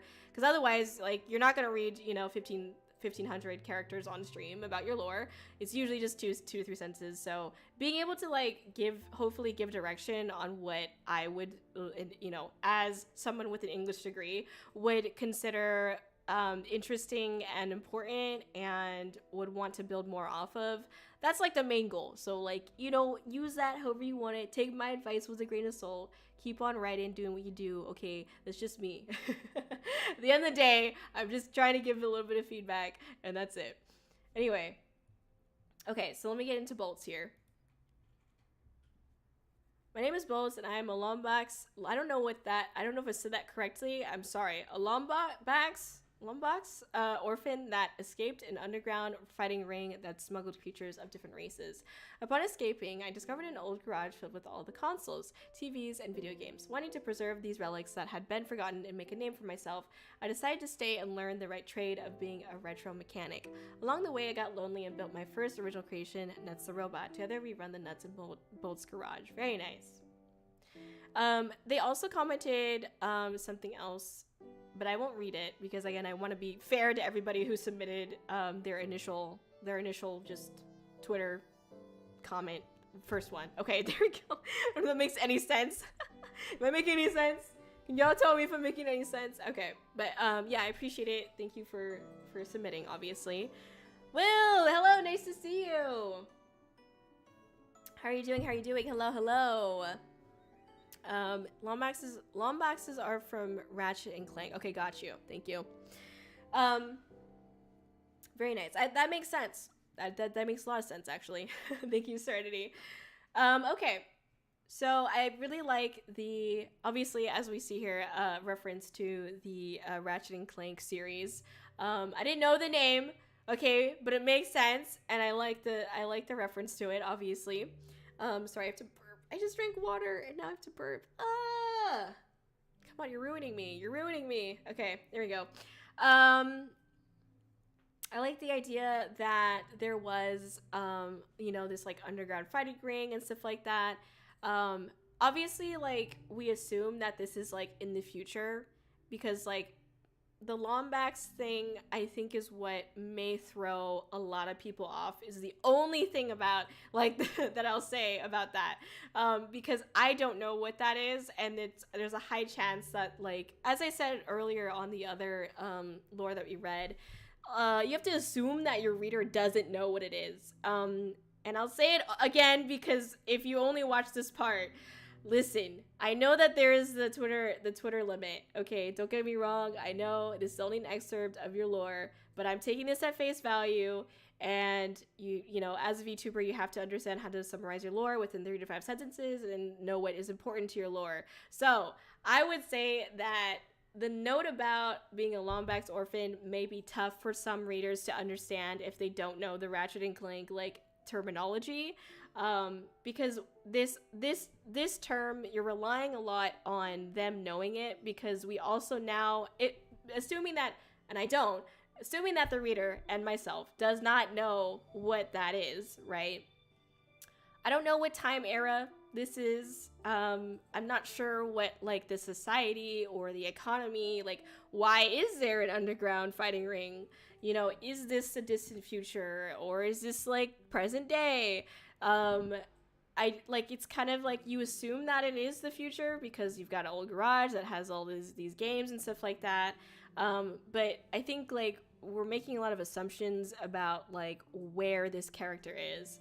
And if I were to, like, choose the things that I think was most important for VTuber, for, like, a summarized VTuber lore, I would say probably setting and the per character personality and conflict itself. Is very important to know. If I were to summarize, like, if I were to choose them, I would say those are very important. And I think this, unfortunately, like, leans towards the hope that, like, you know what a Lombax is and Bax is, and, like, what Ratchet and Clank is, and thus would kind of leave us with more questions than answers, I think, on, like, what your character is and about, and your setting and stuff like that, since we don't know what it is. So my recommendation is straying away from, like, using those particulars. Like, I think obviously in voiceover is nice, but, like, if you're writing this out to somebody who just doesn't know what it is, it might not be as hard hitting, is all I'm saying.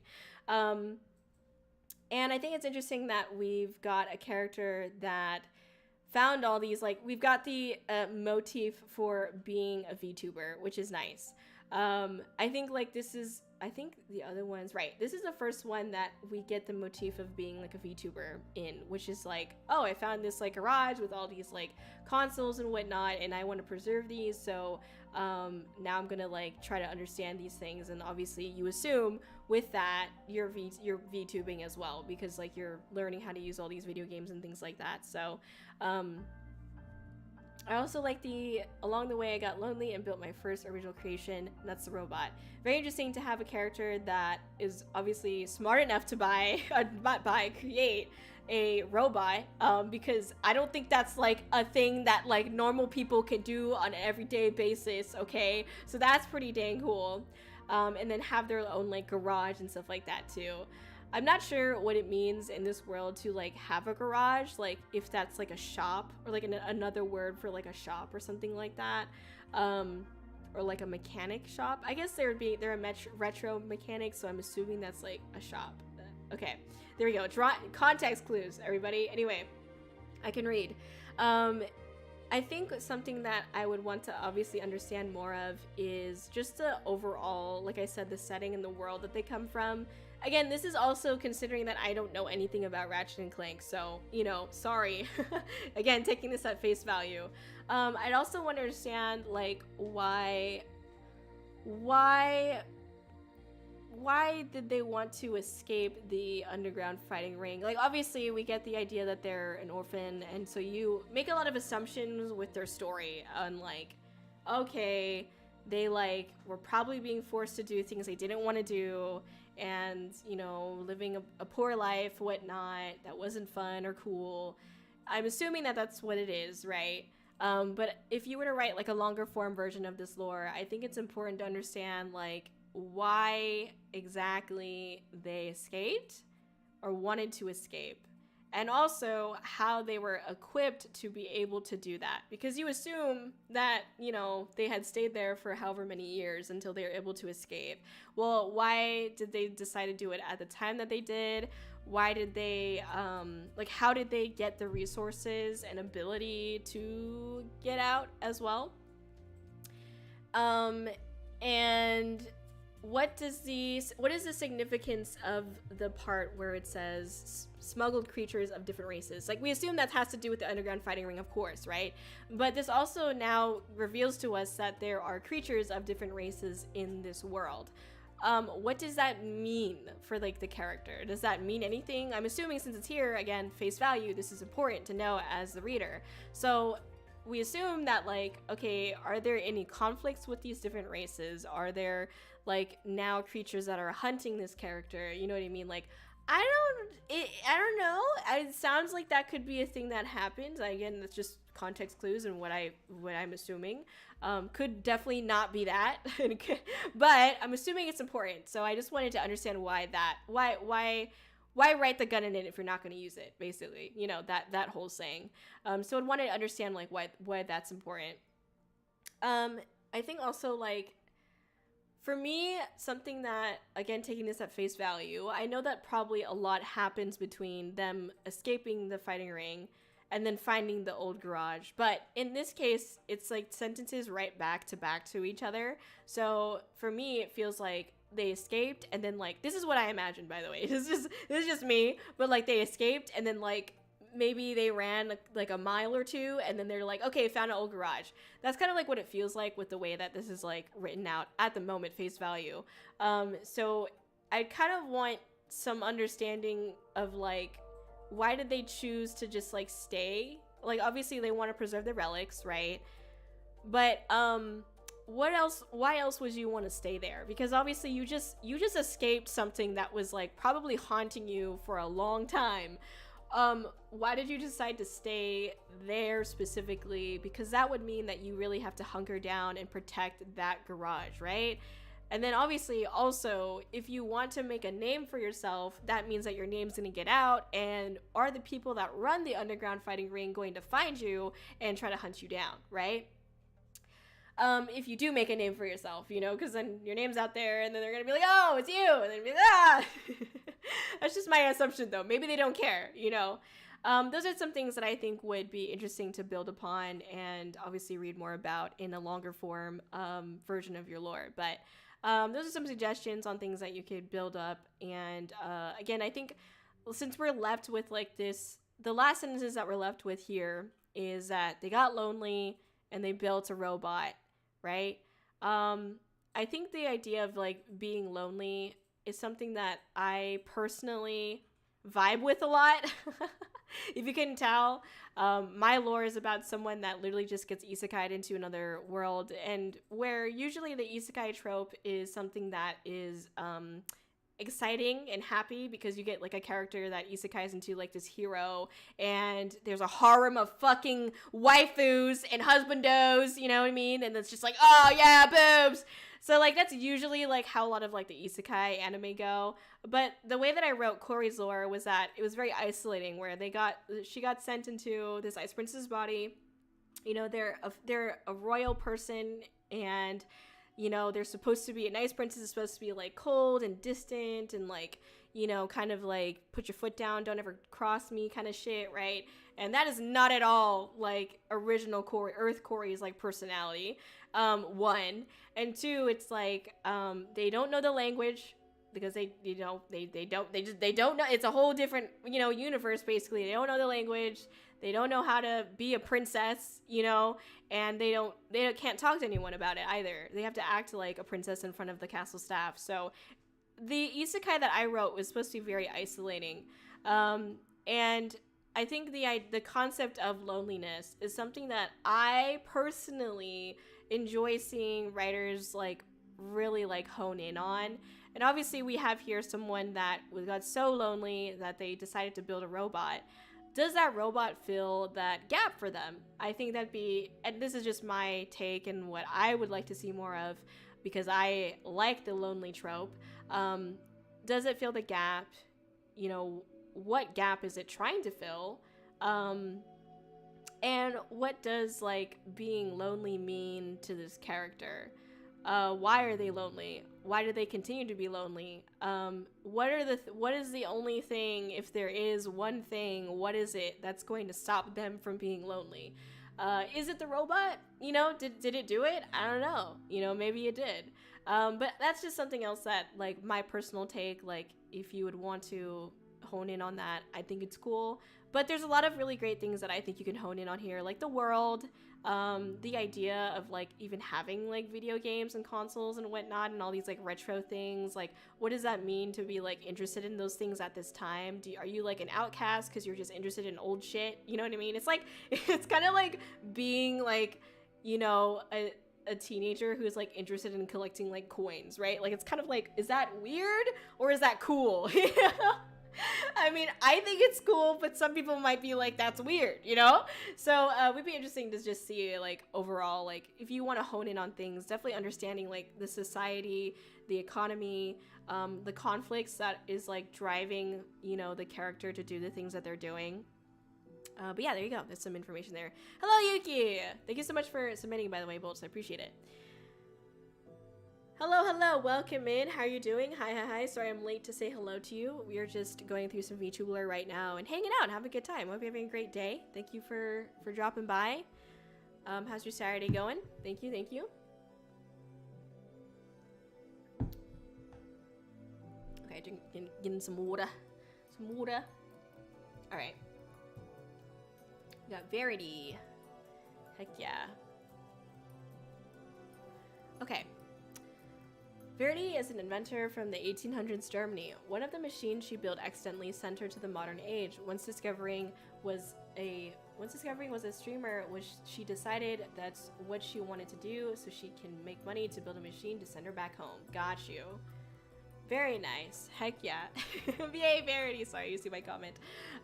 Verity is a regular of the stream, so obviously had to bring Verity's up. Appreciate you, Verity. Thank you for submitting. I think it's very interesting that we have, like, I think Verity's, like, VTuber design is very, like, steampunky, which is really cool. I like that, like, aesthetic. But it's very nice to see, like, this, another take on time travel, I guess, and then having to deal with, like, how to get back to where you were from. I definitely think that in this scenario, we have a lot of, like, you know, what happened to Verity, but we don't see, like, really who is Verity. And I'd want to understand, like, why. So Verity was an inventor from the 1800s Germany, and I don't know that much about 1800s Germany. Assuming that this is still Earth, because we have not been told otherwise, we assume that this is just regular Earth. How did Verity get the equipment to be able to create something that could send her to the modern age? I'm not saying that this has to be historically accurate, by the way. That is 100% not what I'm saying. I'm just saying, like, we haven't been told otherwise that this is, like, a different kind of, like, alternate Earth, or, like, you know, in a parallel universe or some shit, you know, where perhaps, like, steampunk things and, like, that whole usual trope is, like, really, like, built into this lore. We're not really told otherwise, so I'm assuming, taking this at face value, that, like, again, we just have a character that's on Earth. So it makes me wonder, like, well, how... Again, this doesn't have to be historically factual, but I just want to know, like, how did they get that then? Like, if we're assuming that this is, like, just regular Earth that we're all sitting on, like, how did they get the equipment and money? You know, how did they, like, who are they in order to be able to, one, invent something like that, and two, be able to build it in the first place? And then obviously she gets sent to the modern age. I think I'd want to understand what happened in between, like, this gap. Like, also thank you for the hydrate. I will do that in a second. I'd want to understand, like, well, what happened. So obviously, okay, gets sent to the future and then discovers that they can stream. What happened in between that time? Like, I think like something that happened a lot or that we talked about a lot in my classes was that you don't want to build up tension and have this like pinnacle of like conflict. This like, for example, like you go through 300 episodes of Dragon Ball Z, and they get to the final punch of the fight, or the fight itself. They're finally about to get down and kamehameha each other and face down, and then all of a sudden it's like, okay, see you next time, right? You're leaving your reader or your viewer on like a cliffhanger, and you're just you're building up all this tension, 300 episodes of tension all the way built up, and then you just let it just shits on itself. Basically, like, we don't know, like, that's so interesting. Like, that's a really big point of conflict and tension for the character, when you get sent into a whole different place that you don't understand anything. It's modern age. You just are like, what is going on? Where are my parents? Where, you know, like, where is everything? You know, what is everything? And then all of a sudden we just like skip. And I feel like that's such an important divide. Like, that's something that's so important to the story. Like, that's something that's going to shape how Verity handles the situation, right? Like, again, like I said, I'd want to know more about who Verity is, and I think that would help answer the question. Is Verity someone that's going to cower immediately when they get into a place that is foreign to them, or are they someone that's going to, like, you know, rise above the problems that are arising, and, like, you know, actually try to get through it? And, like, obviously that seems to be what happens, but it's like, how did they decide to do that? You know, how did she come to the decision that, like, she's going to try to get back home? Because, like, you could just stay. I mean, there's not that many stories about it, but, like, there's plenty of, like, you know, time travel people and stories where they decide to go back home. But, like, what if you just decide to stay? You know, like, what happens then? Like, and why would you want to stay, you know? So I think, like, understanding why Verity has chosen these decisions would be very helpful for us to understand who Verity is in this situation. And obviously, like, what is she missing by not being back home? And how does being in a foreign place affect Verity? Again, I am biased because of my lore, but I enjoy the, like, idea of, like, being sent into a very foreign place and being alone, more importantly, you know, again, being lonely, and the effect that has on a person. Being lonely. Everybody experiences a type of loneliness at least once in their life, and I think it's something that a lot of people can relate to. I think the thing that we want to be able to do with our stories is give the reader a chance to relate to your character, and I want to be given the chance to relate to Verity, and I feel like at face value with what I was given, I don't know if I can relate to Verity because I don't really know who Verity is. So definitely want to understand more of that. And again, I know this is just a face value. I'm just taking what was given to me and giving some feedback on it, and hopefully it can give you some extra, you know, points that could help you grow and be more creative with your lore. But thank you for submitting. I appreciate it. It's very epic. Very cool. Very cool. Very cool. Also, I would wonder, like, this is just like me because I know like Verity's design, but I would wonder if Verity still wears like the same clothes in like modern day, but that's just me. Anyway. all right, let me get out of that one. Well, that one, and let me drink some more water. Thank you for the hydrate. I will hydrate right now.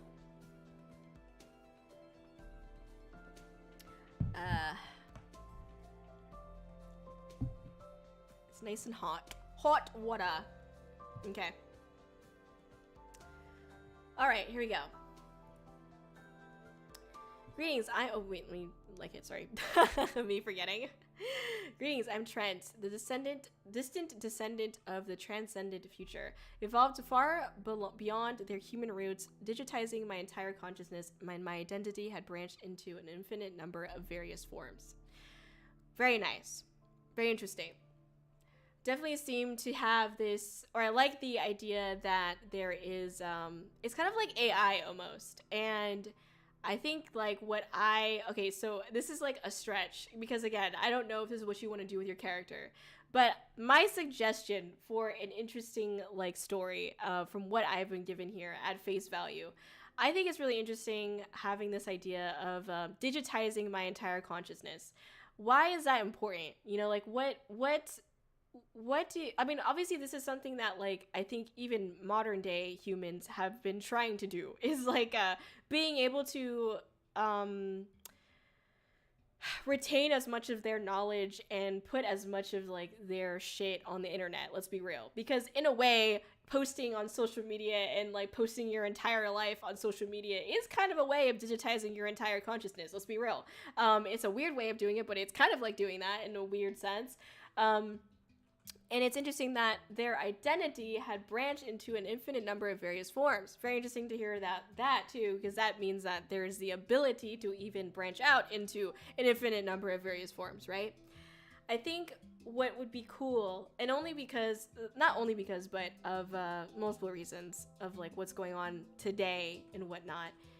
My suggestion, and this is just my suggestion, I think that it'd be interesting to see how this relates or parallels to AI that we experience today in modern day. Also, sorry if you hear sirens in the distance. If it gets closer, I'll mute. But essentially, like right now in present day, we have a lot of like problems, well, both good and bad things going on with AI. People are scared of AI, and other people are like, fuck AI, it's not gonna do anything, you know what I mean? And then I personally like allegories. If you guys don't know what an allegory is, it's essentially like telling a story through symbols and metaphors in a way. How do I explain it? The Matrix, the movie The Matrix is actually not based on, but has the philosophies of Plato and Socrates. And it comes from a story called The Allegory of the Cave. And there's a lot of like crosses of like what happens within the allegory of the cave within the Matrix. And I think it's really interesting to see those types of things, to see types of stories that where they parallel allegories and other philosophies within life. I think AI in itself is a very interesting philosophy. AI is something that, like, for the longest time, humanity has both feared and tried to create and improve, and there's equal sides of trusting it and not trusting it, right? And I think it's be very, very cool and interesting if you wanted to take your lore to, like, a whole other level. Honestly, relating and paralleling what we are experiencing in a modern day with AI to whatever this character is in the future, and how people or humanity, if there is humanity in the future, how they react to it, even if it's not humans, maybe it's just like a whole other fucking creature, like whatever it is, like you could even have just like a fucking robot react to another robot, react to the way that this particular AI is like digitizing its consciousness and branching out and becoming different things. Like, I think that's something that right now in a modern day age we are fearful of, right? We don't want AI to take over the world, but it is, and in a way it's almost like inevitable because of the way that other people handle AI that want it to improve and like want it to basically take over doing everything in the world. So I think it'd be interesting to see if you would want to take it to another level, in my opinion, really relating, like making parallels, making an allegory of what we are experiencing right now as a human race with AI, with your character. In I don't know, I think it'd be cool, but that's just me. If you let's just take that out of the equation. I know that like that's kind of out there, and that's only if you want to write like a longer form version of like your story. But regardless, let me take that out of the equation and just look at what has been given to me, and let's say you want to build off of just what you have. I think in general, I would like to read and understand more about what it means to be in the distant descendant of the transcendent future. That is a very big statement. That's a very like mouthful kind of thing. And the problem with it is that it sounds pretty, but it doesn't make much sense. And I think to an average reader, that's just not gonna stick. And I honestly feel like it's hard to like read a story that like you don't even, if you don't, it's like the same thing as like people that are very knowledgeable, you know, in their fields and whatnot, and even in like literature, like there's so many like authors that have so much knowledge on different parts of like different languages, different ways to explain things, but you're not gonna read, let's be honest, your average reader is not going to read a story that is written with like every word in the dictionary, you know what I mean? Like, and every big word in the dictionary, more importantly, because that's just like not something that you'd want to do for everyday reading. I'm not saying that like it's impossible. There's definitely people out there that will read it, but I think there's like a lot of authors will dumb down their, for lack of a better term, will dumb down like the things that they write so that way more people would be able to digest it. Because the last thing you want to do is confuse your reader even more. And you want to be able to give your reader enough direction, but not too much. You know what I mean? You want to be able to like give them room to let their imagination go, you know? And I think you just don't want to like, the last thing you want to do is try to drive someone away from your story. And I'm not saying that like this does, but it's possible that it's like just such a mouthful that like it might be difficult for someone to grasp that idea in the first place. So in general, understanding what that even means would be very nice to know, and definitely something that you would want to grow, you know, build more off of is like, well, what does that mean? You know, like the future, the word future is very hard to pinpoint the definition for, because it's like the word tree. When I say tree, I'm thinking of a palm tree, but you might be thinking of an oak tree. You might be thinking of, you know, a sakura tree. Everybody will have their own interpretation of what the future is. So you need to be clear about what your future might be. Is it a future that's full of steampunk things? Is it a future that's, you know, kind of like cyberpunk? You know, that's where most people go. But again, not everybody thinks of the future that way. Some people think post-apocalyptic, you know.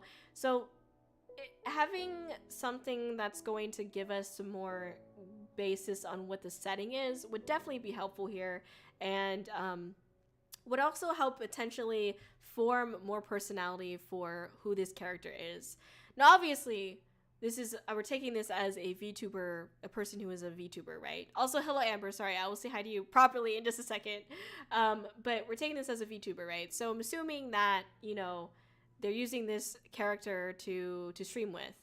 I think the other question and thing that I would want to understand more of is, you know, they say that their identity has been branched into all these different forms and whatnot. The question is like, well, why? Why do you want to digitize your entire consciousness? Why do you want so many different forms of yourself, you know? Because in a way, you lose your identity by stretching yourself that thin, right? Or is that what happens? I don't know. You know what I mean?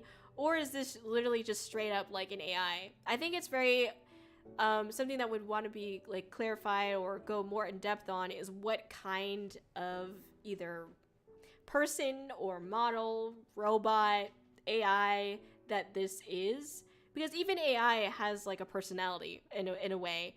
And especially in a story, you know, and I think definitely we have some setting here for sure, but motifs and conflict and character, personality, I'm not too sure about. And I definitely want to understand more here. And again, I know this is just like Twitter limit, don't get me wrong, but I'm just taking what is here on face value and things like that. So, but yeah, I think it's very interesting. I think it's again, like I said earlier, I would personally love to see an allegory of some kind of relating how mankind today is fearful but also excited about AI, the ups and downs of AI, all of that, and relating that to this character, or making parallels between how we react as a society to AI today to how they react to react to an AI-like form, if that's what it is, in the future. So anyway, that's just my take.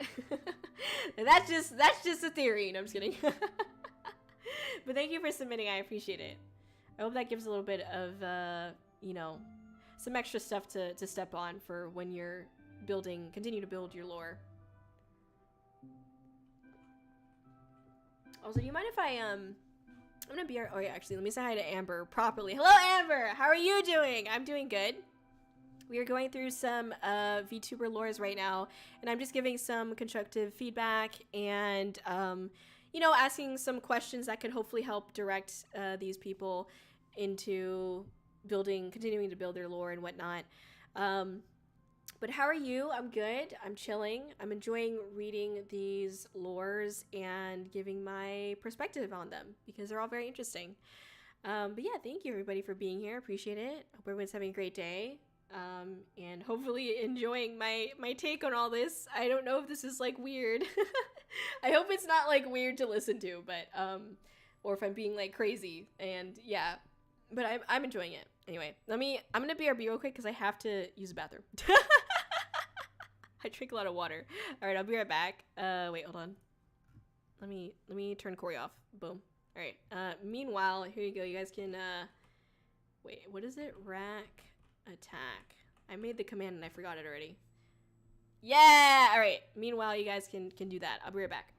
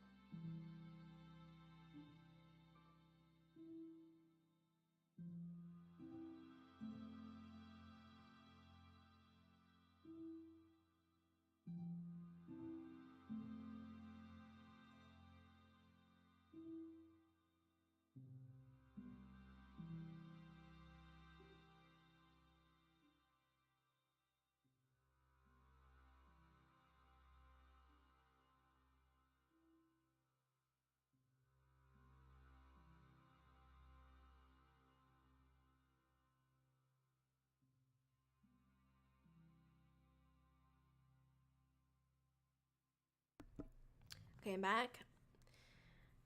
Chewbacca has the stinkiest fort. Let's go. Wait, did the music start? Oh no, it didn't. I forgot if did I put this on loop? Oh, I did. Okay, that's what to say. All right, where's Kōri? Oh, thank you so much for the follow. Welcome in, welcome in. We are looking at some VTuber lore today. Hello, hello, hi. Hello. Hello. I always like, why is my name in all caps? No, I'm just kidding. Hi, Sarah Lynn. Hello, welcome in. Hello, hello. How are you doing? How are you doing? How are you doing? What's up? What's up? What's up? What's up? What's up? What's up? We're looking at some VTuber lore right now. RN, IRL, VTuber lore, epic time. How are you doing? So glad I got to catch a stream. Welcome in. Nice to see you. Nice to see you. Heck yeah, we're just hanging out, looking at VTuber lore, chilling right now. I just took a quick break and I am drinking some water. But how are you doing? How's your Saturday going? Happy Saturday. Thank you for being here. I appreciate it. Some good water. Some good water. Yeah, we've gone through, how many have we gone through? I feel like I haven't gone through that many. 1, 2, 3, 4, 5, 6. I've gone through 6. Wow, this is amazing. This is what I mean. I was like, oh my gosh, I feel so bad.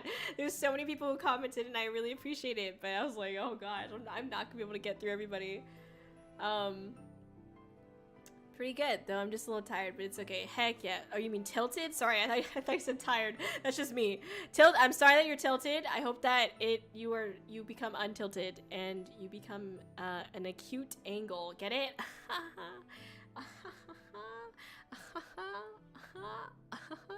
You already are one. I'm just kidding. Wink walk, wink walk. I'm kidding. No, I'm sorry. I'm sorry that happened. Moral of the story, I don't play League of Legends or Valorant or any Riot game for that matter. I'm just kidding. I don't know what you played. I'm just joking. Very nice. Yeah. No, we're chilling. I'm glad that you're chilling, or hope you can continue to chill. Eat some snacks. I always feel better after I eat snacks, you know? I didn't know you posted a VTuber alert thing. I would have submitted. No worries. There is always a next time. I will be posting another one like this definitely in the future. You know, there's so many awesome people that submitted. I did read everybody's, but I had to select several to do on stream. And I knew that I wouldn't be able to do all of them. So unfortunately, I am just doing the ones that I was able to select, and I honestly don't even know if I have enough time to do these ones, to all the ones I selected. So yeah. Anyway, but yes, there will definitely be a next time. Don't worry about it. There's always a next time. Heck yeah. I don't know when I'll do another one. Maybe next month. I don't know. I feel like it's too soon. I don't want people to be like, "Oh, Kōri, what the hell?" So we'll see. On Twitter, I don't get near the notifications I'm supposed to. Twitter is crazy. I mean X. I'm just kidding. Yeah, I don't know. I hope that it fixes itself one day. But it probably won't, you know? It probably won't. Damn it. I'm just kidding. Anyway. Thank you for being here. I appreciate it. Yeah, we are going through the lore now. The lore's I know, I refuse to call it X2, don't get me wrong. I hate it, I actually hate it. I know, it is, exactly. Okay, alright. Before we get banned from Twitch, no, I'm just kidding. Alright, okay. Alright. So we've got Ajonis. I was once a dragon who looked down on all others. One day, a wizard challenged me to walk among the world as something lesser and see if my viewpoint changed. I agreed and lost the bet, having become fascinated with this world. Now I archive all the exploits of man. Now I know that there's more to their lore that they commented below, but I'm going to just read that to be fair to everybody else. If you want to read it, obviously you're all good too. Thank you for submitting more of your lore.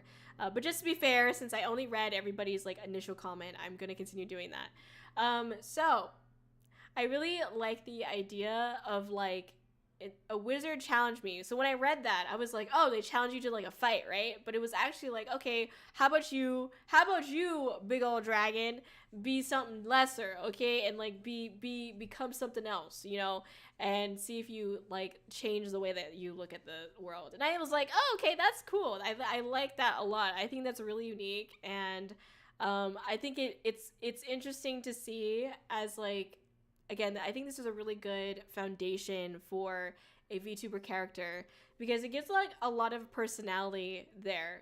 Like the idea that you are willing to accept a challenge to change your point of view, you know? I think that's like, you kind of have to have like balls to do that. Or maybe not balls, I don't know, but you gotta have something. And they clearly have it. And the fact that they lost the bet also means that something changed, and that is that they've become fascinated with the world. And now we've got this ending line that they archive all the exploits of man. Now, I think definitely great, amazing foundation. I really love how unique this take is on, you know, being this like great being and then like being challenged in a almost like a riddle like way. I think it's really clever and creative. I definitely would want to understand a little bit more on like, you know, and I know again that this is just like what Twitter has given us at face value. But as I mentioned before, and I'll say it one more time, I'm looking at this at face value, and when you're writing a story, no matter like how long it is, usually you have an outline and you're able to like bullet point the very key moments that happen within a story, right? I think when it comes to writing your lore and condensing it into something that's more digestible, which is like 3 to 5 sentences, you have to really know what's important to your character. So what I'm taking from this is that I am assuming, you know, that this is the most important things. Like if Ajonis were to just sit down and write down 3 or 5 sentences of the most important things of their story, this is what they'd give me. So that's what I'm like basically giving feedback on, is these 5 points of what is most important about their story. Something that I would definitely want to understand, I think a little bit more, is the world that this person is in. Usually with something like this that's very like fantasy like, you know, because there's a dragon, there's a wizard, right? What does that like look like? Because again, people have different, as I said earlier, people have different views on what fantasy means.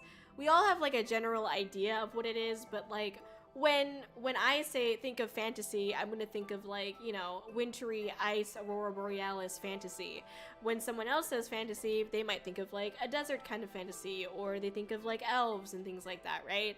So I think what is a world that they've become fascinated with, and why of all things have they decided, you know, assuming that this is a fantastical world that has magical beings and whatnot, and magic and whatnot, why did they decide to archive all the exploits of man specifically? I think it's very interesting that you would choose like humans, obviously, because like there's so, again, you know, as someone who is like just a reader, you're coming in like, oh, there's all these interesting things about this world. There's a dragon, you know, there's wizards. Why would you want to choose man? What makes man interesting? And it's like a common idea that that is in a lot of different kinds of stories, like the obsession with humanity as a concept, humanity as a concept. And I think it'd be interesting to see what humanity as a concept means to this character. Why do they decide to archive all of man? Why not the other dragons, or, you know, whatever else, other magical, mystical beings that are in this world? And obviously, I know that they explain it a little bit in their comments, but what it means to walk amongst the world as something lesser, because like the word lesser obviously is it varies from person to person what that means. Does that mean that you just become poor? Is that what you mean by lesser? You just don't have any money? You walk the earth as someone who doesn't have any money? Or do you walk the earth as, you know, or I guess earth, whatever the world that they're on. I don't want to assume that this is earth. But, you know, or do you walk as like, I don't know, an ant? You know, like how lesser are we getting? Or are you just like a coin? What if it's just like completely satirical? You know what I mean? It could mean a lot of things. I think it's important to like address that immediately, what that might look like, and how does being lesser change your point of view? Because I think that's a very interesting concept that they introduce here, where a dragon that you assume is like this huge being that is like so epic and powerful, and now it's like, okay, well, why don't you try to be something else and see if you still look at the way of the world that you do? I would want to understand what did they initially think of the world, you know, and then how has being a quote unquote lesser being changed that, and why is that significant to the character? Why is it significant to have their viewpoint change? Like, was the dragon going to like kill everything on this planet if the wizard hadn't had gone and been like, hey, how about you do this instead? You know what I mean? Like, what else was going on? What was the conflict? Like, why was there any tension in the first place to have this dragon change their point of view? And now that they lost their bet, is there any conflict past this point? Because with the last lines, it seems like everything's happy and go lucky and fine. Having become fascinated with the world, now I archive all the exploits of man. Like, is everything okay now? Is there no threat to your world? Is there no threat to you as a character? Do you have no like conflicts with being what you are now? Like, you just don't want to go back to being a dragon? Like, you can still go back to be a dragon and have your viewpoint be different. You know what I mean? Like, why not go back? Or why not, or why does, like, what else could make someone want to continue doing what they do?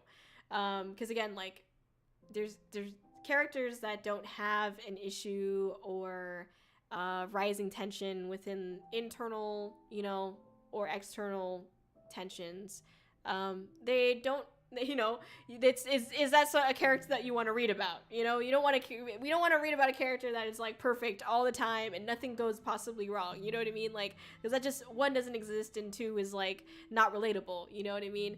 And again, looking at this as like a VTuber personality, or as a VTuber character, I think we lack a little bit of like, well, what kind of personality do they have? What kind of personality do they have to accept this challenge, to have their viewpoint change, and to continue to be fascinated with the world? And what drives them to do what they do now? You know what I mean? I think it'd be interesting to understand more about that. So, yeah, something to consider, and hopefully build off of in the future, or in a longer form version of the lore, or to focus on in a short form version of it as well. Anyway, thank you so much for submitting. I appreciate it. Let's go. Very nice to see another VTuber lore. Yes. Heck yeah. We drink some more water before I move on again. Gotta take my water breaks, okay? Dun dun. Okay. Oh, thank you for the hydro. Wow, you're crazy. No, I'm kidding. Oh, wow, you're crazy. Giving me the hydrate again. No, I'm kidding. Double hydrate. Okay, I got you. Thank you. Appreciate it. That's some good freaking water. What am I gonna eat tonight? I mean, I'm like honestly like still full, so I'm like, I'm just constantly thinking about food. Okay. Sorry, I honestly can't help it. It's just like all I do. All I do is win, win, win, no matter what.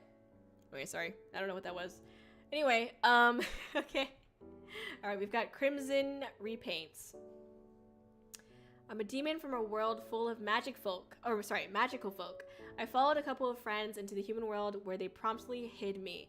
I learned the ways of the internet, however, and they let me get a computer and stream at their house. Very nice.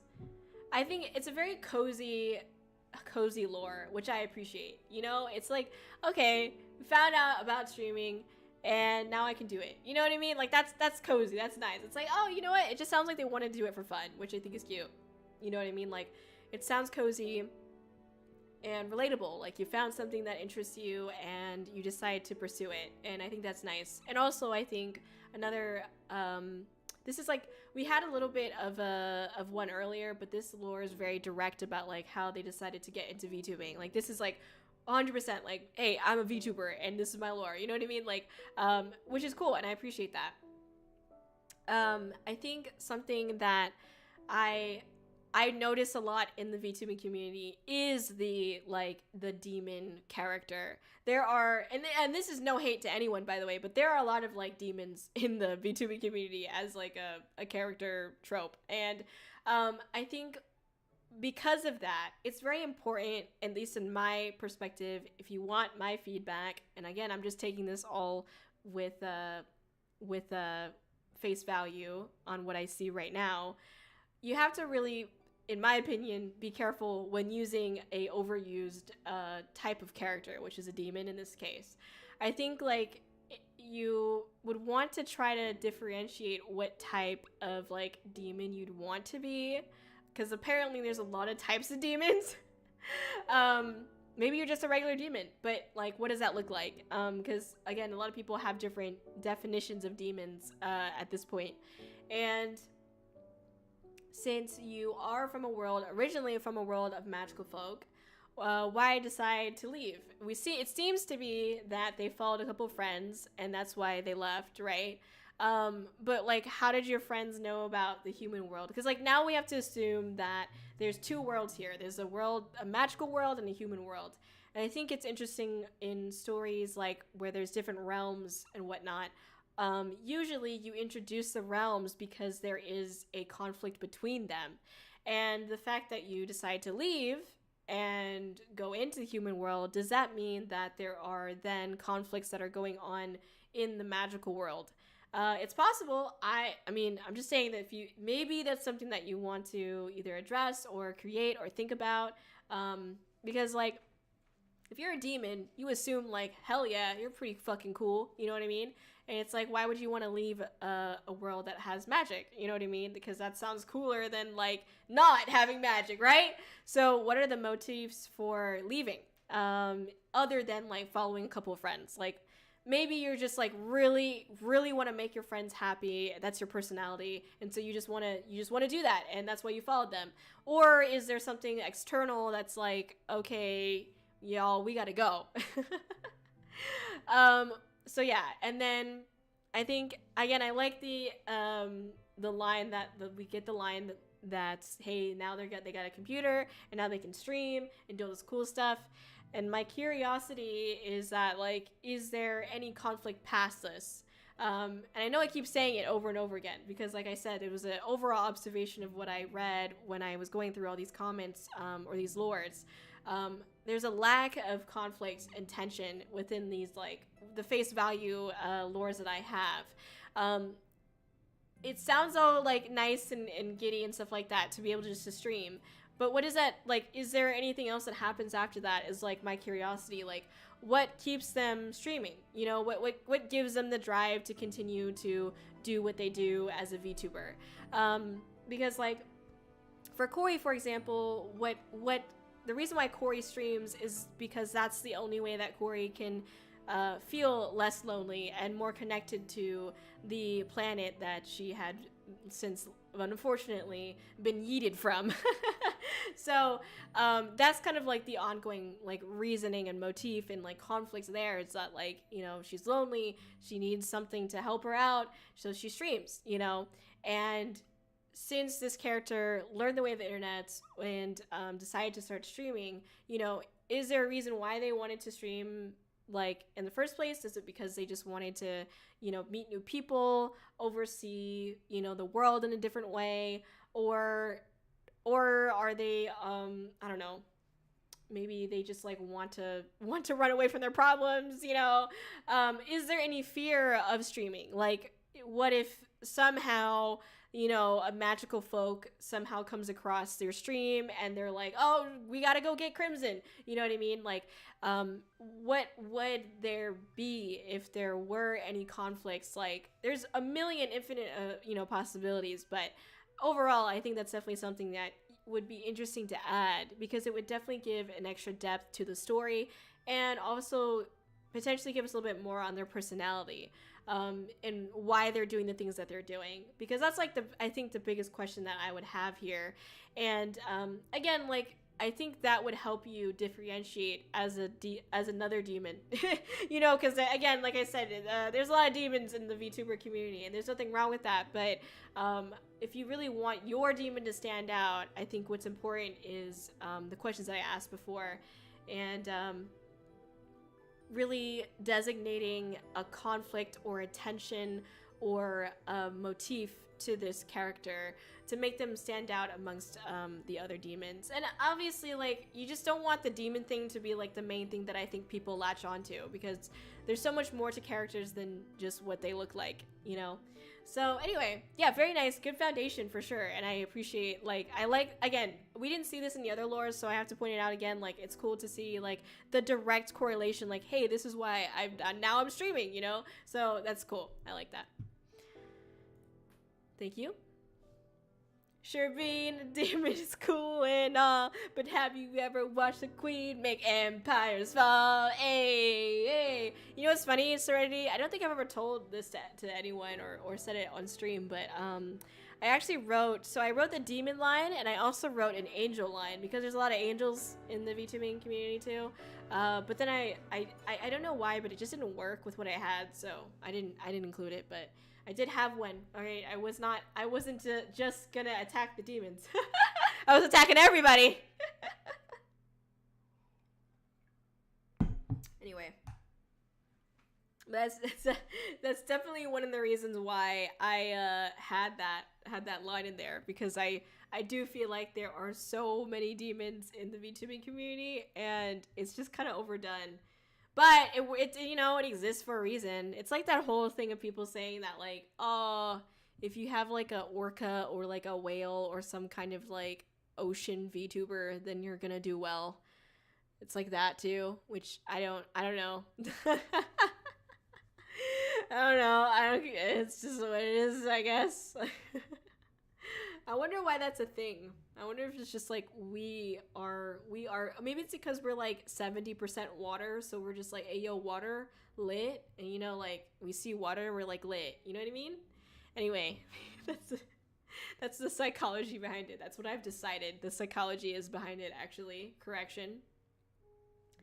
Anyway, but yeah, that's a fun song. That's Throne, by the way. I also have a throne.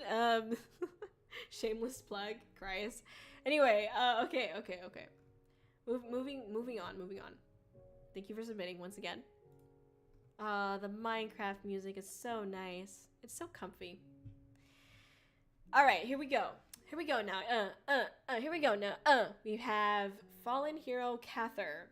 I was once a hero defeating the Demon Lord, but unfortunately passed during the battle as well. After several millennium, I was revived, but instead of being used once again, I've gone rogue and became the villain myself. I'm now the Lich Lord ruling over all monsters. Ooh, let's go. Very nice, very nice, very nice. Thank you for submitting. Really great. Overall, really great. Sorry, wait, I have to burp. Why is that every time I'm about to like get into like, excuse me. There you go. As soon as I'm about to like get into it, I start having to burp. I apologize. Okay. I appreciate the backstory here. This is like a really swift and quick and easy backstory, which is really nice. Which is really nice. And it's honestly like very refreshing. Like it's really hard to, like I said, I give everybody props for condensing their lore as much as they could. I think this did a really great job of doing that. And the first line is very straightforward, very easy to digest, and it definitely raises questions of like, and again, I'm taking this at face value, so I'm only reading. I'm sure there's more to your lore, but I'm just reading what's here. So I think what I would want to understand more of, like one thing that really, when I read this, what tripped me up was, but instead of being used once again.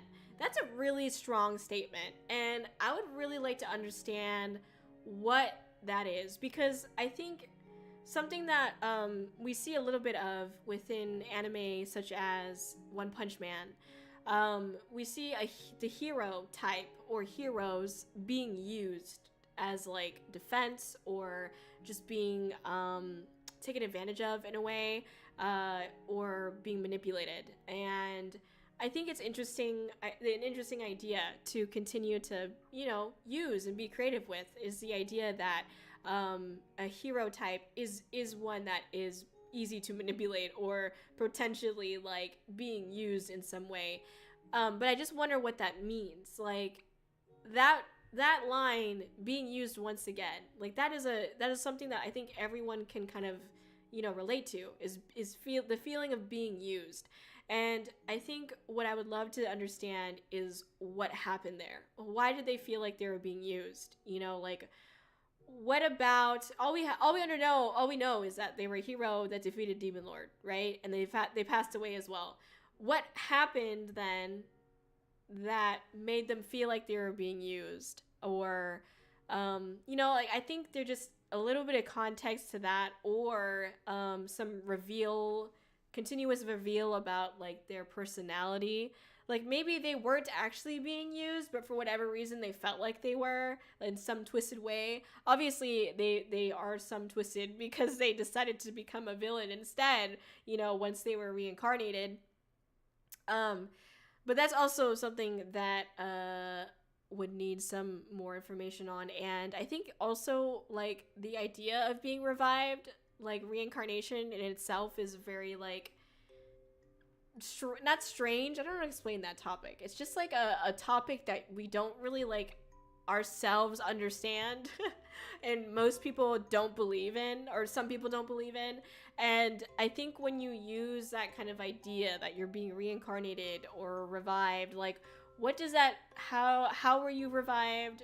What did that mean for the world? Like what was going on in the world for you for them to need you to be revived? I think that'd be interesting to know, because also now we're assuming that the setting is a little bit over our heads right now, but let's just assume that the setting is on like a fantasy version of Earth, and they are able, there's the realms that converge together, and you are able to see the Demon Lord on Earth as a hero.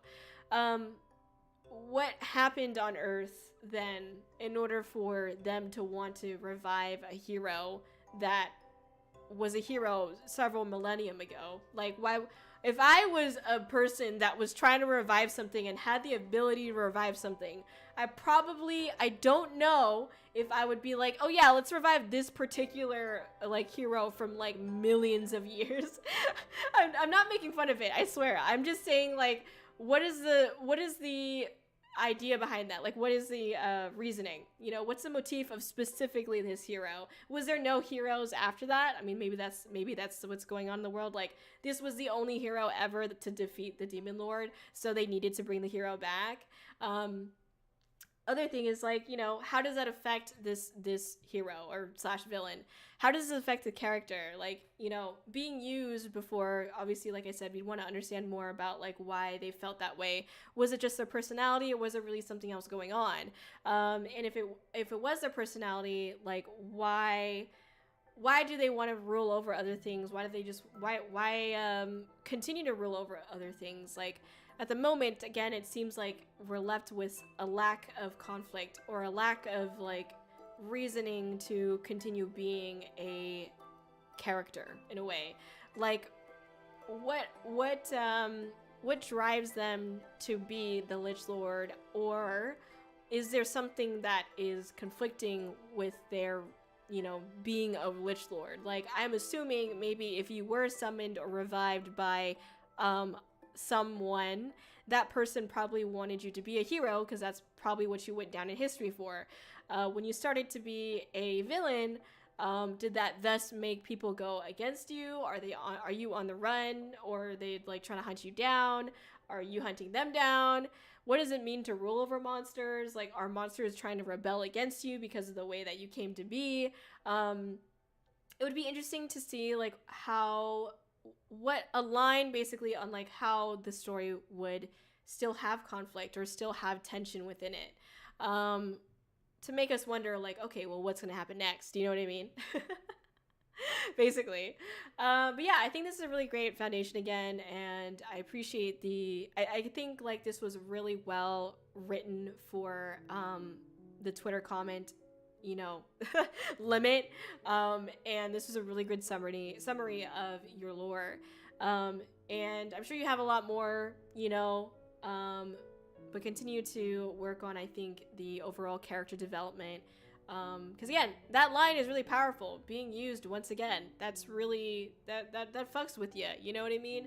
What does that mean? What did that look like? And how does that still affect the character today, other than just like wanting to be a villain? Like, okay, that's fair, you know, we all have our villain days, but like, has that made them feel more isolated? Has that made them, you know, question trust itself? Like, can they just not trust people, you know? Things like that would be interesting to understand. But thank you for submitting. Very cool. Also, Mod, is the music like too quiet? I feel like it's like too quiet, but you let me know. You let me know if it's too quiet, because I feel like it is, because I can hardly hear it, and I've got both of my headphones on. So I feel like maybe we should turn it up. So it's pretty dark to me. Oh, okay. All right. Well, well, I guess it's just me then.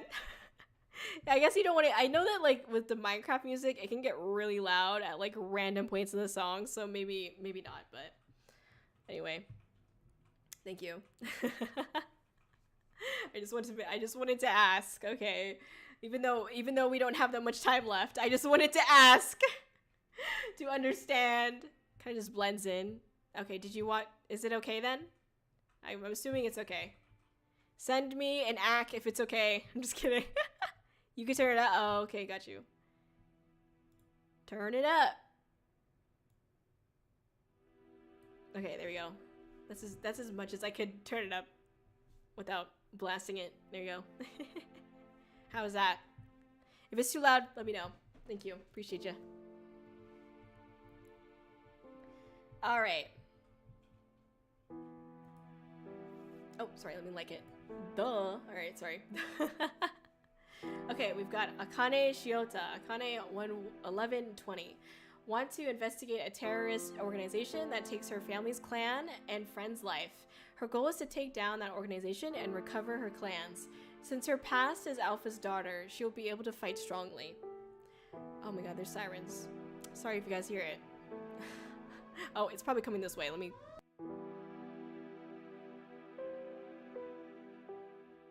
Okay, sorry about that. Of course, something happens as soon as I finish reading.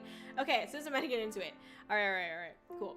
I do like the trope of like, you know, how to explain this.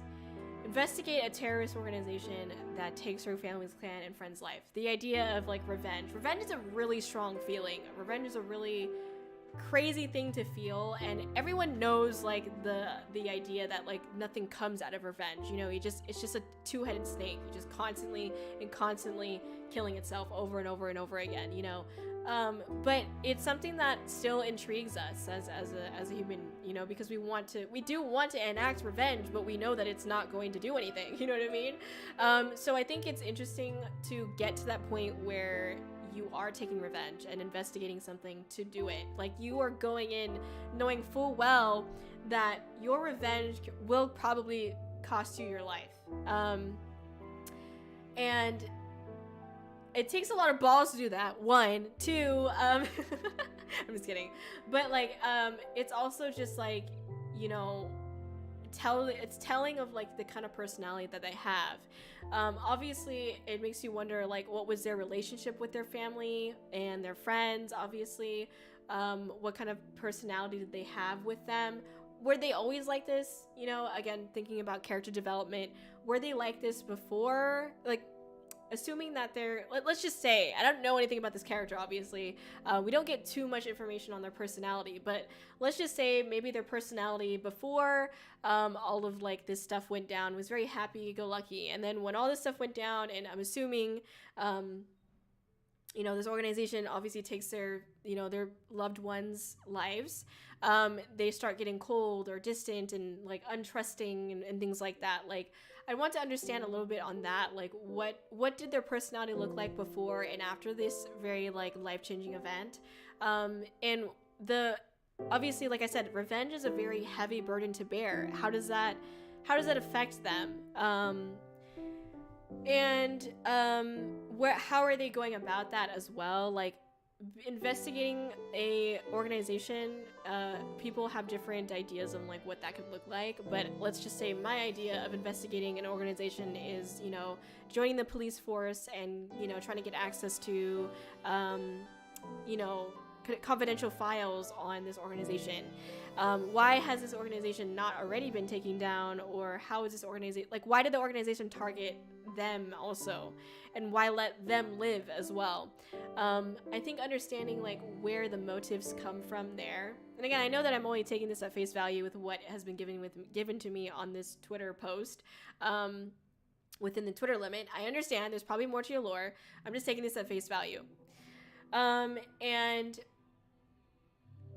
also, the last line, what we're left with is that her past is the alpha's daughter and she'll be able to fight strongly.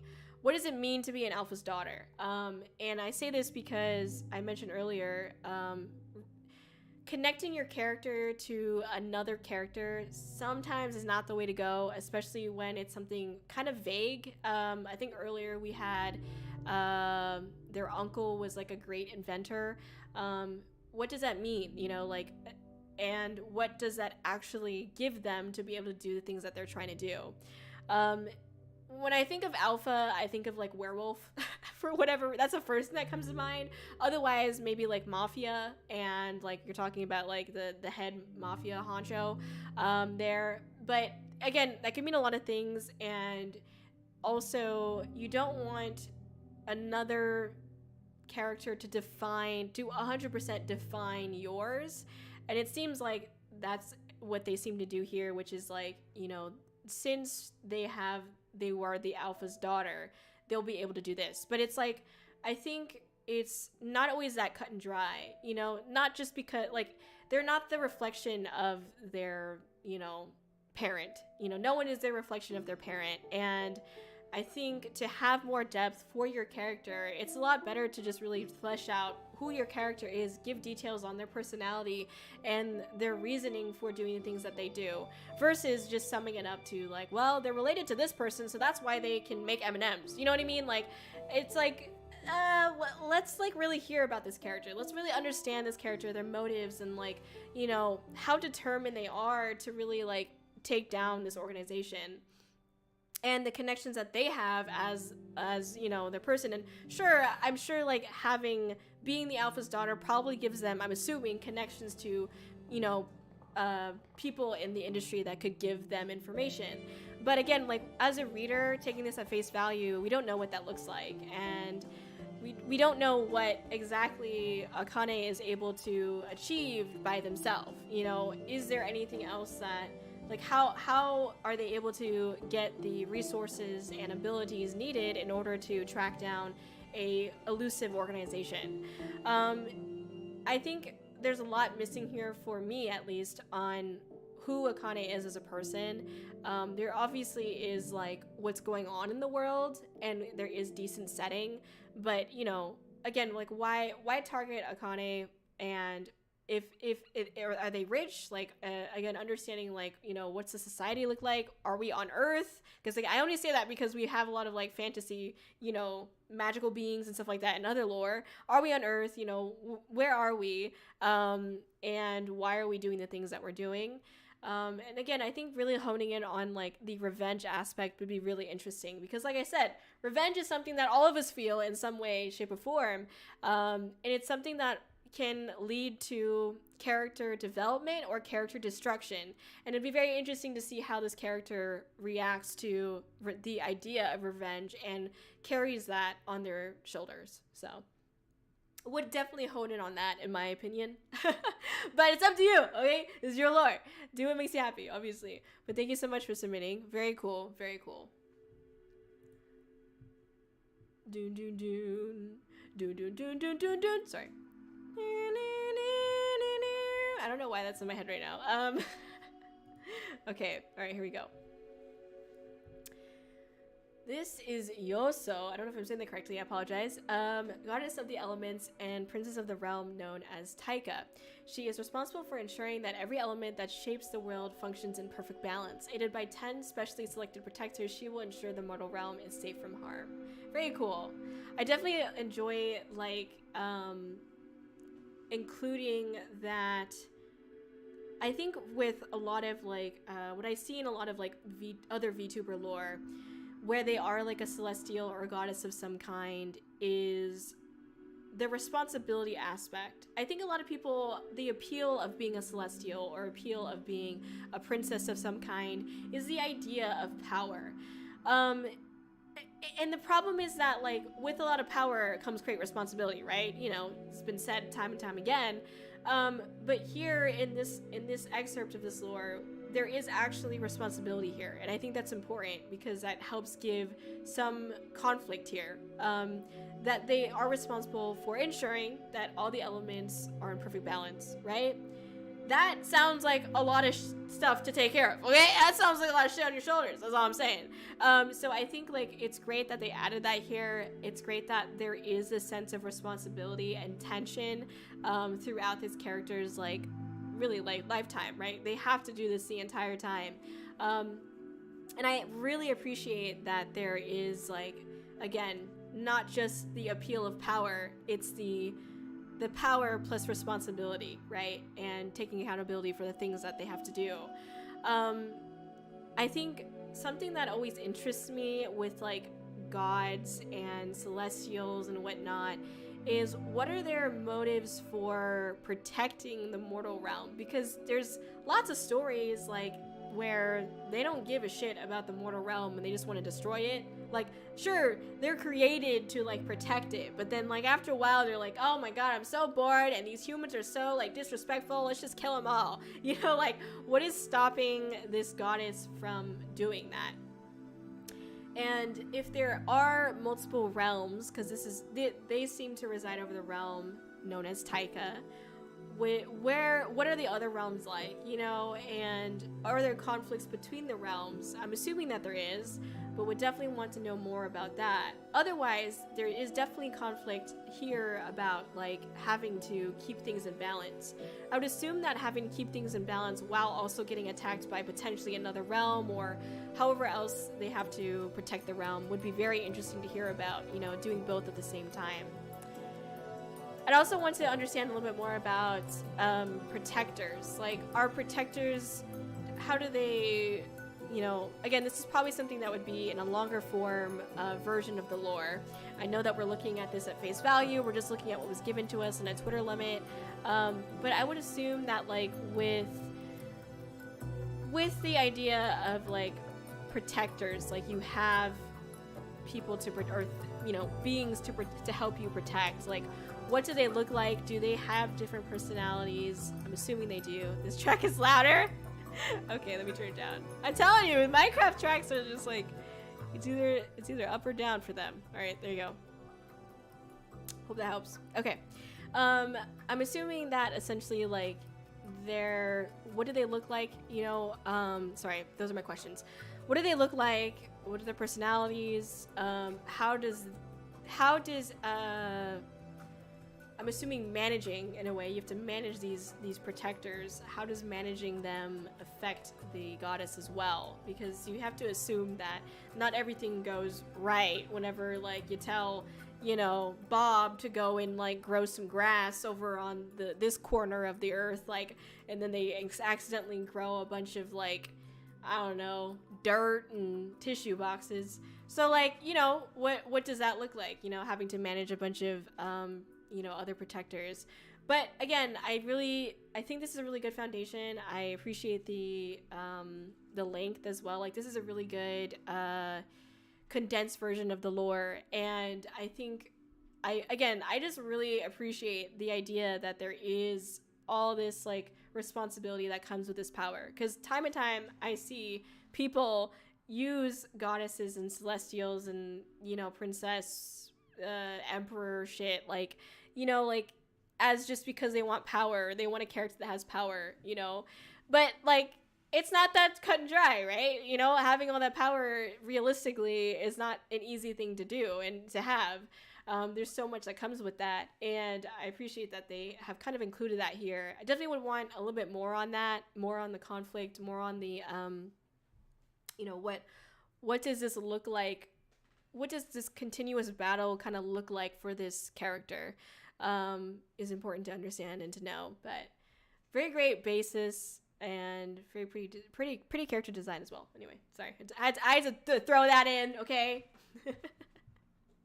Anyway, I had a couple of more people that I selected to go through, but unfortunately we are out of time. But thank you so much, everyone, for submitting.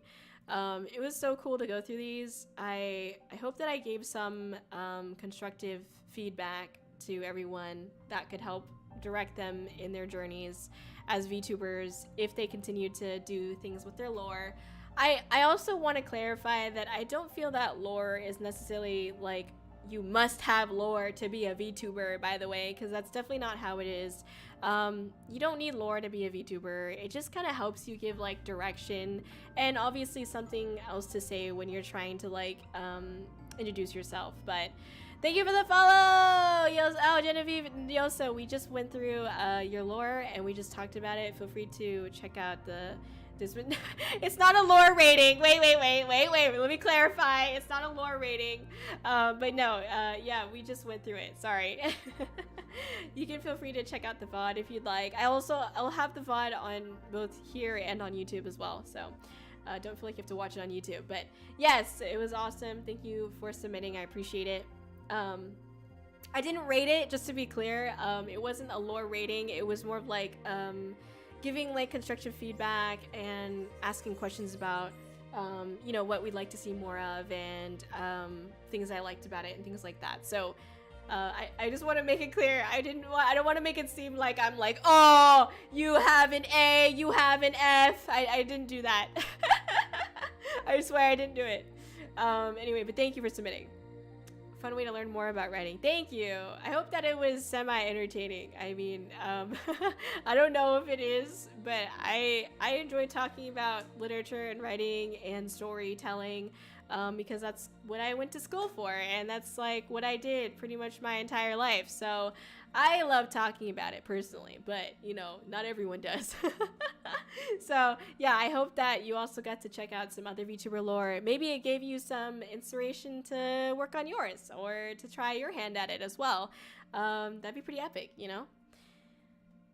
Glad I didn't submit and get reamed. What do you mean?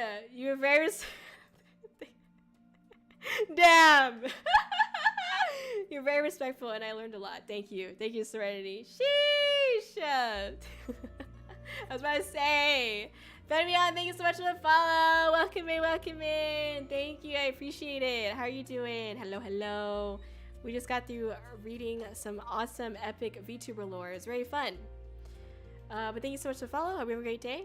I'm Kōri-Oujo. I'm basically a raccoon that got isekai'd into Ice Prince's body from World Cuts Island. I'm a variety streamer. Yeah, okay, bye. No, I'm just kidding. Bye, mini stream. Thanks, Rennie. I enjoyed it. I missed it. I'm sorry. I promise it was a good time. You can watch the VOD will be up on both YouTube and here on Twitch, wherever you'd like to check it out. It was really fun. We went through... Oh, wait. How many people did we go through? I think we only went through like 10. I really tried. I swear I did. I'm sorry. I swear I did try, okay? I swear. There's so many people commented. Thank you. I did read everybody's comment. Don't get me wrong. I did read it, okay? I went through everyone's comments and I did read them. I just don't, unfortunately, have the time to comment back to everybody, but everyone has really cool ideas. Keep on doing what you're doing. At the end of the day, like I said, like, I'm just a dude. I'm just a dude, okay? Take my advice with a grain of salt, and obviously write what you want to write, and just have fun doing it at the end of the day. Anyway, let me switch over actually, and then we can do announcements. Or final announcements. Final announcements? Announcements? I don't know. Can you hear me still? I'm just kidding. I know that you can. I'm just messing. Okay, sorry.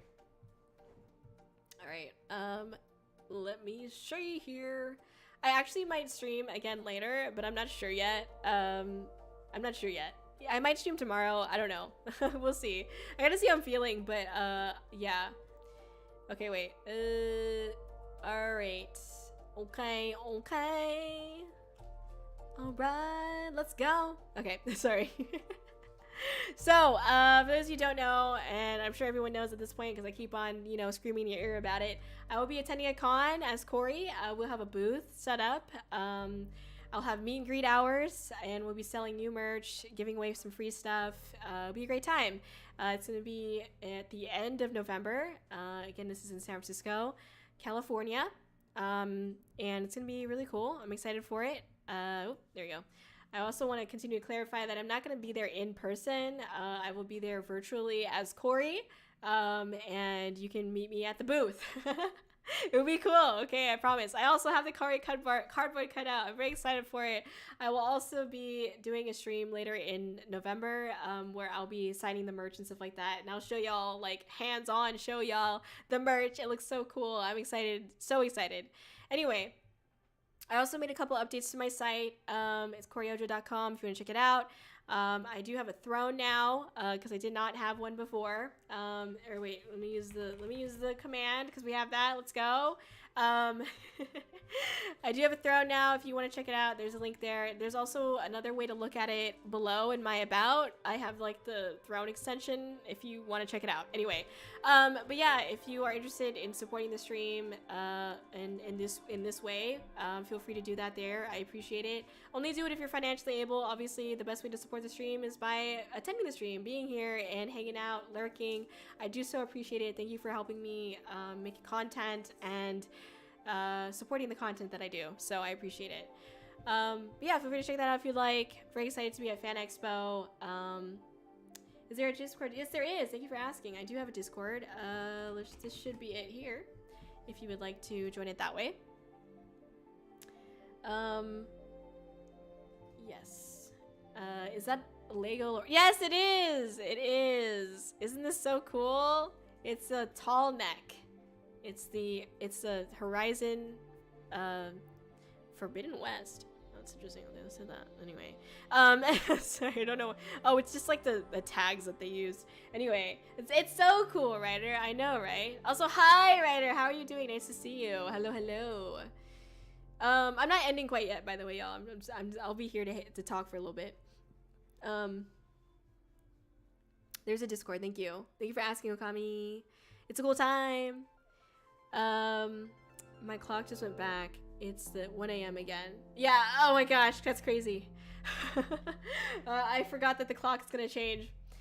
Horizon Forbidden West is the second game. Oh yeah, I know. I was looking at the well, it also was in the first game, which is why I was like, why did they choose the Forbidden West one instead of the first one? But that's what I was curious about. And then also when I hovered over it, I see like Aloy minifigure and Watcher figure featuring minifigure accessories from the game.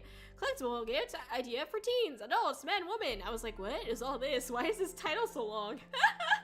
That's more so what I was confused about. Sorry. But yeah, if you would like to do any of these things, do check it out. And I will do some of this. I definitely will do most of this on the stream. So yeah. Amazon, yeah, I know. I'm vibing, dude. How did the VTuber lore go? It was really fun. I feel bad that I couldn't do more, but thank you to all those who submitted. It was really great. I do totally recommend checking it out, especially as a fellow writer. It was really cool checking out. I mean, if not checking out the VOD, check out the post itself. Like, there are a lot of cool people on there that submitted their lores that had really interesting and creative ideas and whatnot. So I do recommend it. Do check it out. And again, I just wanted to say, you know, please take my advice with a grain of salt. I do have a degree in English with the emphasis on creative writing. Everything that I said was not to put anybody down or anything like that. I know I didn't, and Serenity assured me that I didn't, but I just want to make sure that I say it again. I meant nothing but respect, and, you know, would love to continue to see people be creative with their lores and whatnot. So thank you to all those who submitted. I do appreciate it. I will definitely have another post like this in the future, and feel free to submit your lore again, and hopefully we can go through it this time. It just sucks that I only have so much time to like go through them, and I'm sorry. Anyway, it was really great though. They didn't have Lego rights until the second one, I think. Oh, okay, got you. That makes sense. It makes sense. It makes sense. Amazon, I know Amazon be like that. Game, yeah. Oh, also thank you, Serenity. I also have a game. I also have a game. It's a visual novel game, and it is about Kōri's lore. It's the first part of Kōri's lore, I guess I should say. It was way too big. Just had to simplify it the way I feel like I left someone. No, you did great. I think you did a great job of picking. So what I talked about like over and over again on the post, which I'll say again now, is that like, if you can't figure out, it's kind of hard to explain, but like, when you write a story, usually you have bullet points, like you have an outline of like, what are the main points that you want to say in the story? What are the main takeaways? What are the main events that happen in the story? And you can usually bullet point those, right? And I feel like no matter how long your story is, if you can't figure out what the important parts of the story is, the main takeaways, if you can't summarize that within 3 to 5 sentences, you may have too much going on in your story. You know, it might be something that is a little bit difficult for a reader to fully digest. I'm not saying it's impossible, but I'm just saying that, like, you know, if you don't have a grasp on what's important to your story, then, you know, it might be hard to really write a story that can completely convey those important points. You might have too many, and then it just gets all over the place and it's hard to digest, right? So I think, honestly, like, I understand everybody has longer forms of their lore and whatnot, but the Twitter limit allows you to really think about what is important for your lore. If you don't know what's important for your lore, then you have a lot of work to do. That's all I'm saying. So, you need to be able to figure out what your important points are, so that way you can summarize it and put it down, okay? Especially as a VTuber, where if you're introducing yourself to some people who rated you or a new viewer, you want to be able to, you know, condense, you know, 1,500 pages to one paragraph. You know, so yeah, it's I totally get it, don't get me wrong, like, you know, lore is a heavy word. It comes with a lot, but again, being able to summarize and figure out exactly what is important to your story and to your character serves a really good purpose to your story as well. So, and I feel like a lot of people did a good job of doing that. So, you know, everyone did a great job, okay? Don't get me wrong. I know my lore at 3 a.m., right?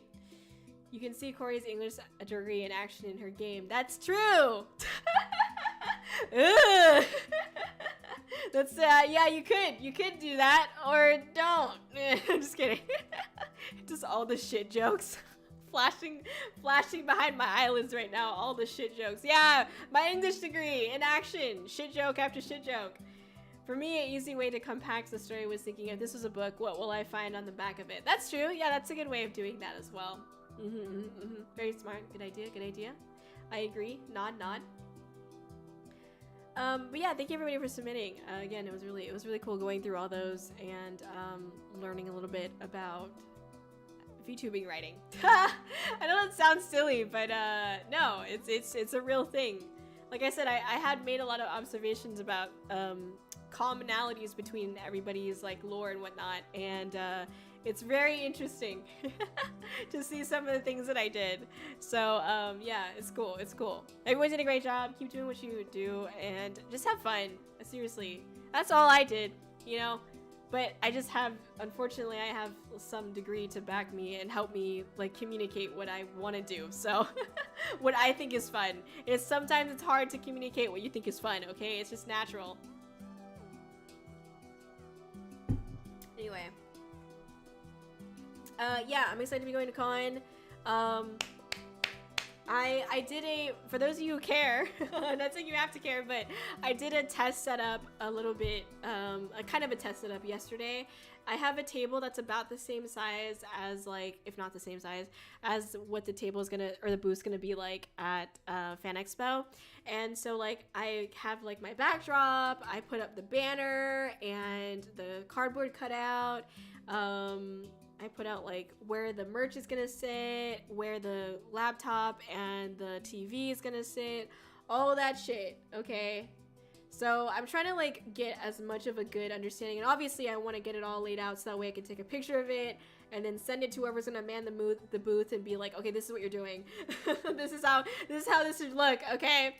So I'm trying to get everything organized and figured out, and then, you know, obviously figure all that shit. It's so much work, but it's okay.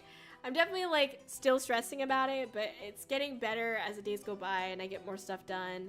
But yeah, I'm excited for it, and obviously hoping to get into other cons as well. Dun, dun, dun, dun. All right, sorry, just getting reset up here. But yeah, there is a new game mode out on League, as well as me wanting to continue playing Pokemon Mystery Dungeon DX.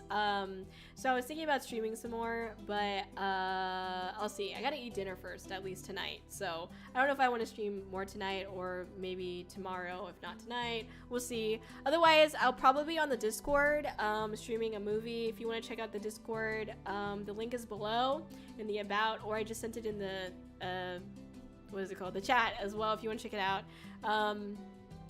We have a good time, we make memes, and we shit ourselves. That's pretty much how it goes. Anyway. Also next week, so Monday we have our trash TV night. I think that's going to be a horror movie, since it's going to be, you know, basically Halloween. And then Tuesday we have our Halloween special, which will just be us reacting to some Halloween stuff that I find online, and also playing Jackbox, because they have that one like Jackbox game mode that's like you can like do the quiz stuff, and it's kind of like creepy horror type shit. I want to do that again. It's been a while, so we'll do some games of chat as well on Tuesday, on Halloween. So hope to see you there. If not, all good, of course. I know some people are going out and actually trick-or-treating. I wish I could do that. I'm just gonna buy the candy instead, you know, but it's all right.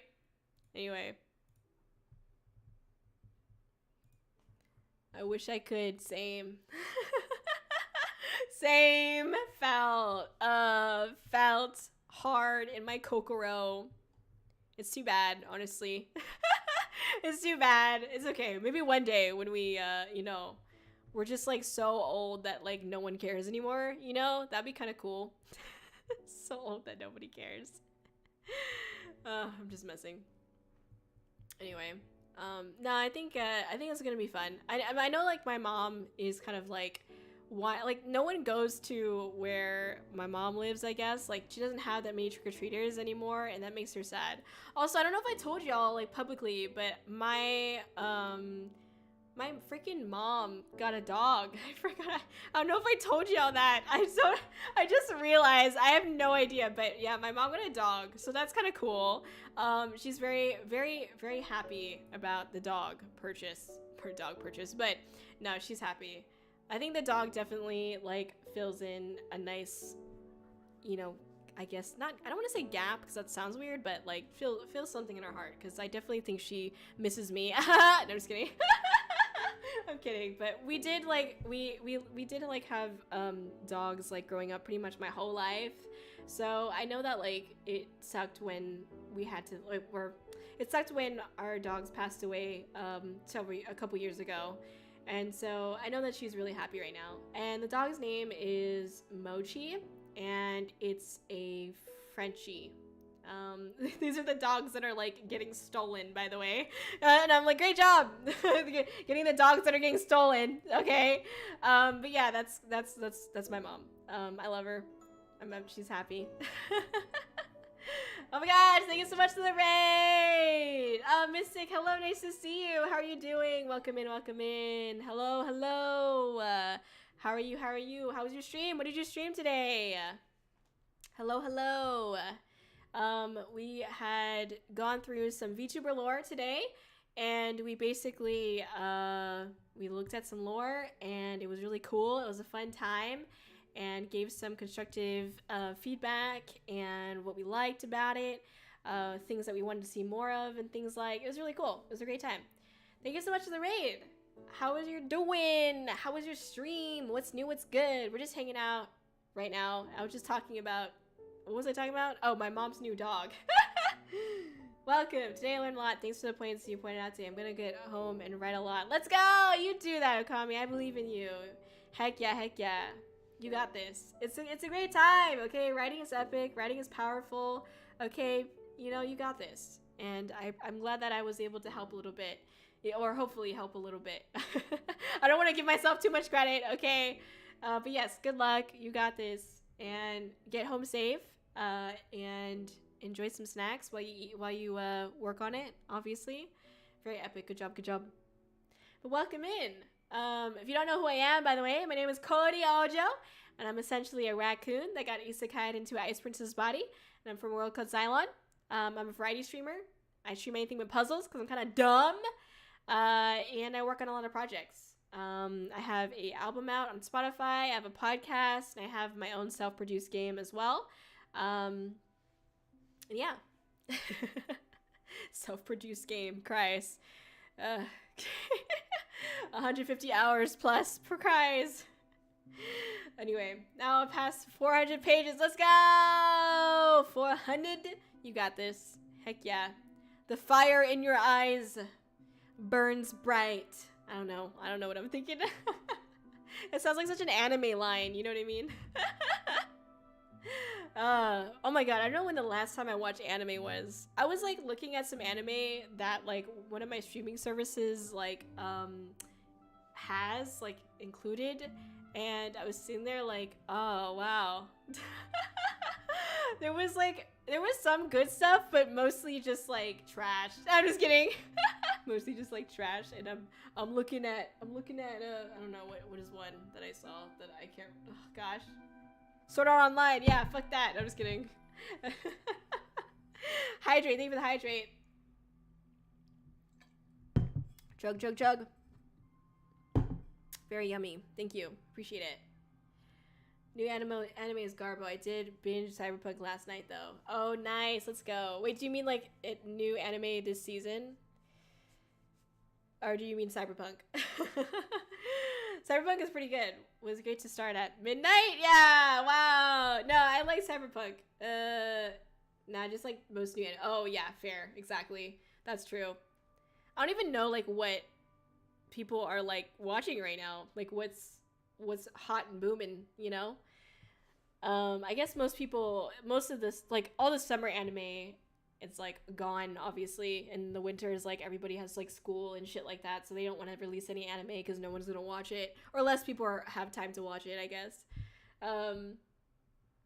Yeah, no, Cyberpunk was pretty good, and I did you finish it? I don't remember. I don't know if you said you finished it or not. For your top show of the season is I got turned into a vending machine and put in it. Is that real? I'm dead. Is that real? Or is that, because I can't tell if it's real or a joke, because I wouldn't doubt that it's real, but it also, that's, okay. I'm so dead. I'm so tired of this whole put it in a dungeon shit. Oh my god. No, but like I had a feeling it was real because I'm pretty sure I've seen that somewhere, but I was also like, oh my god, it could, I don't know. The fact that it's so, I don't know, man. I mean, I hope it's like satirical. Like I hope they're making fun of like the that stupid ass trope. I remember like last year or the year before, there were so many anime that was like, oh, dungeon shit. Dungeon, dung. That's what I feel about it. It's just shit, okay? Ugh. Anyway. I did finish it. Yeah, the ending was really good. I just like that it ended, like, actually, like, realistically. You know what I mean? Like, there was no bullshitting, you know, just like, what's done is done. I'm not gonna spoil it for those of you who haven't watched it. I apologize, but, yeah, no, I appreciate that. I remember, oh god, let me tell you this though, Infamous. There was this one time I was playing Cyberpunk, and this was after the anime came out, and I was playing it, and somebody came in, was just like, basically talking about their roleplay character for Cyberpunk, and they were like, yeah, Mike, this is no hate by the way, but I just have to tell the story because it's funny.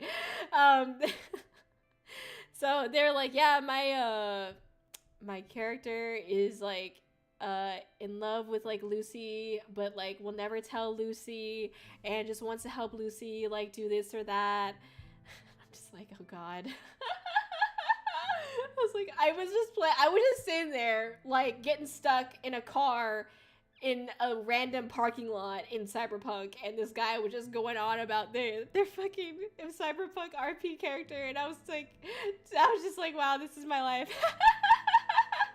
I was like, damn. But it's just funny because, like, I think I watched the anime after that, and I was like, oh, no, was it after or before? I don't remember, but I just remember thinking, like, oh my god, like, oh, they're shrimping over Lucy for like, these reasons, you know?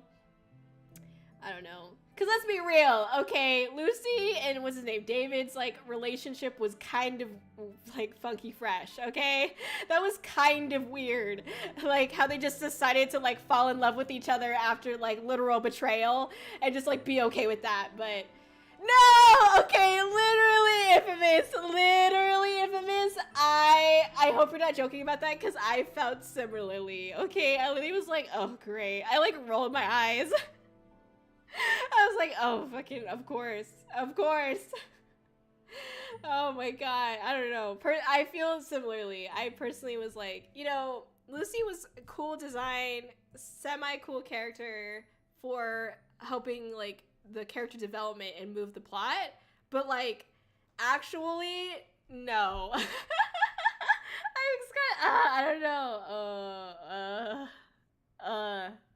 Yeah, I don't know.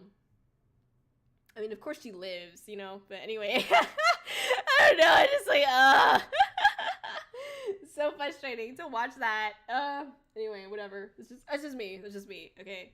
You have your opinions, I have mine, I'm sorry. Anyway, the relationship made no sense. It was very, these two 17-year-olds who grew up in trauma situations are leeching off each other until they're each other's, Which I guess is what it's supposed to be. Yeah, that's no legit. That is 100% what it's supposed to be. I don't know. It was so weird. Like, why are you suddenly in love with each other? That was just like, I didn't understand that.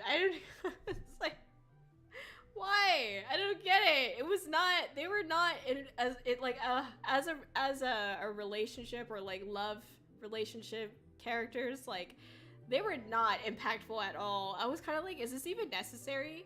Like, I didn't even get why did it matter so much that they had to be in a relationship? You know what I mean? Like, I feel like they could have just like still been friends and still cared about each other, but not like, you know, be fucking naked.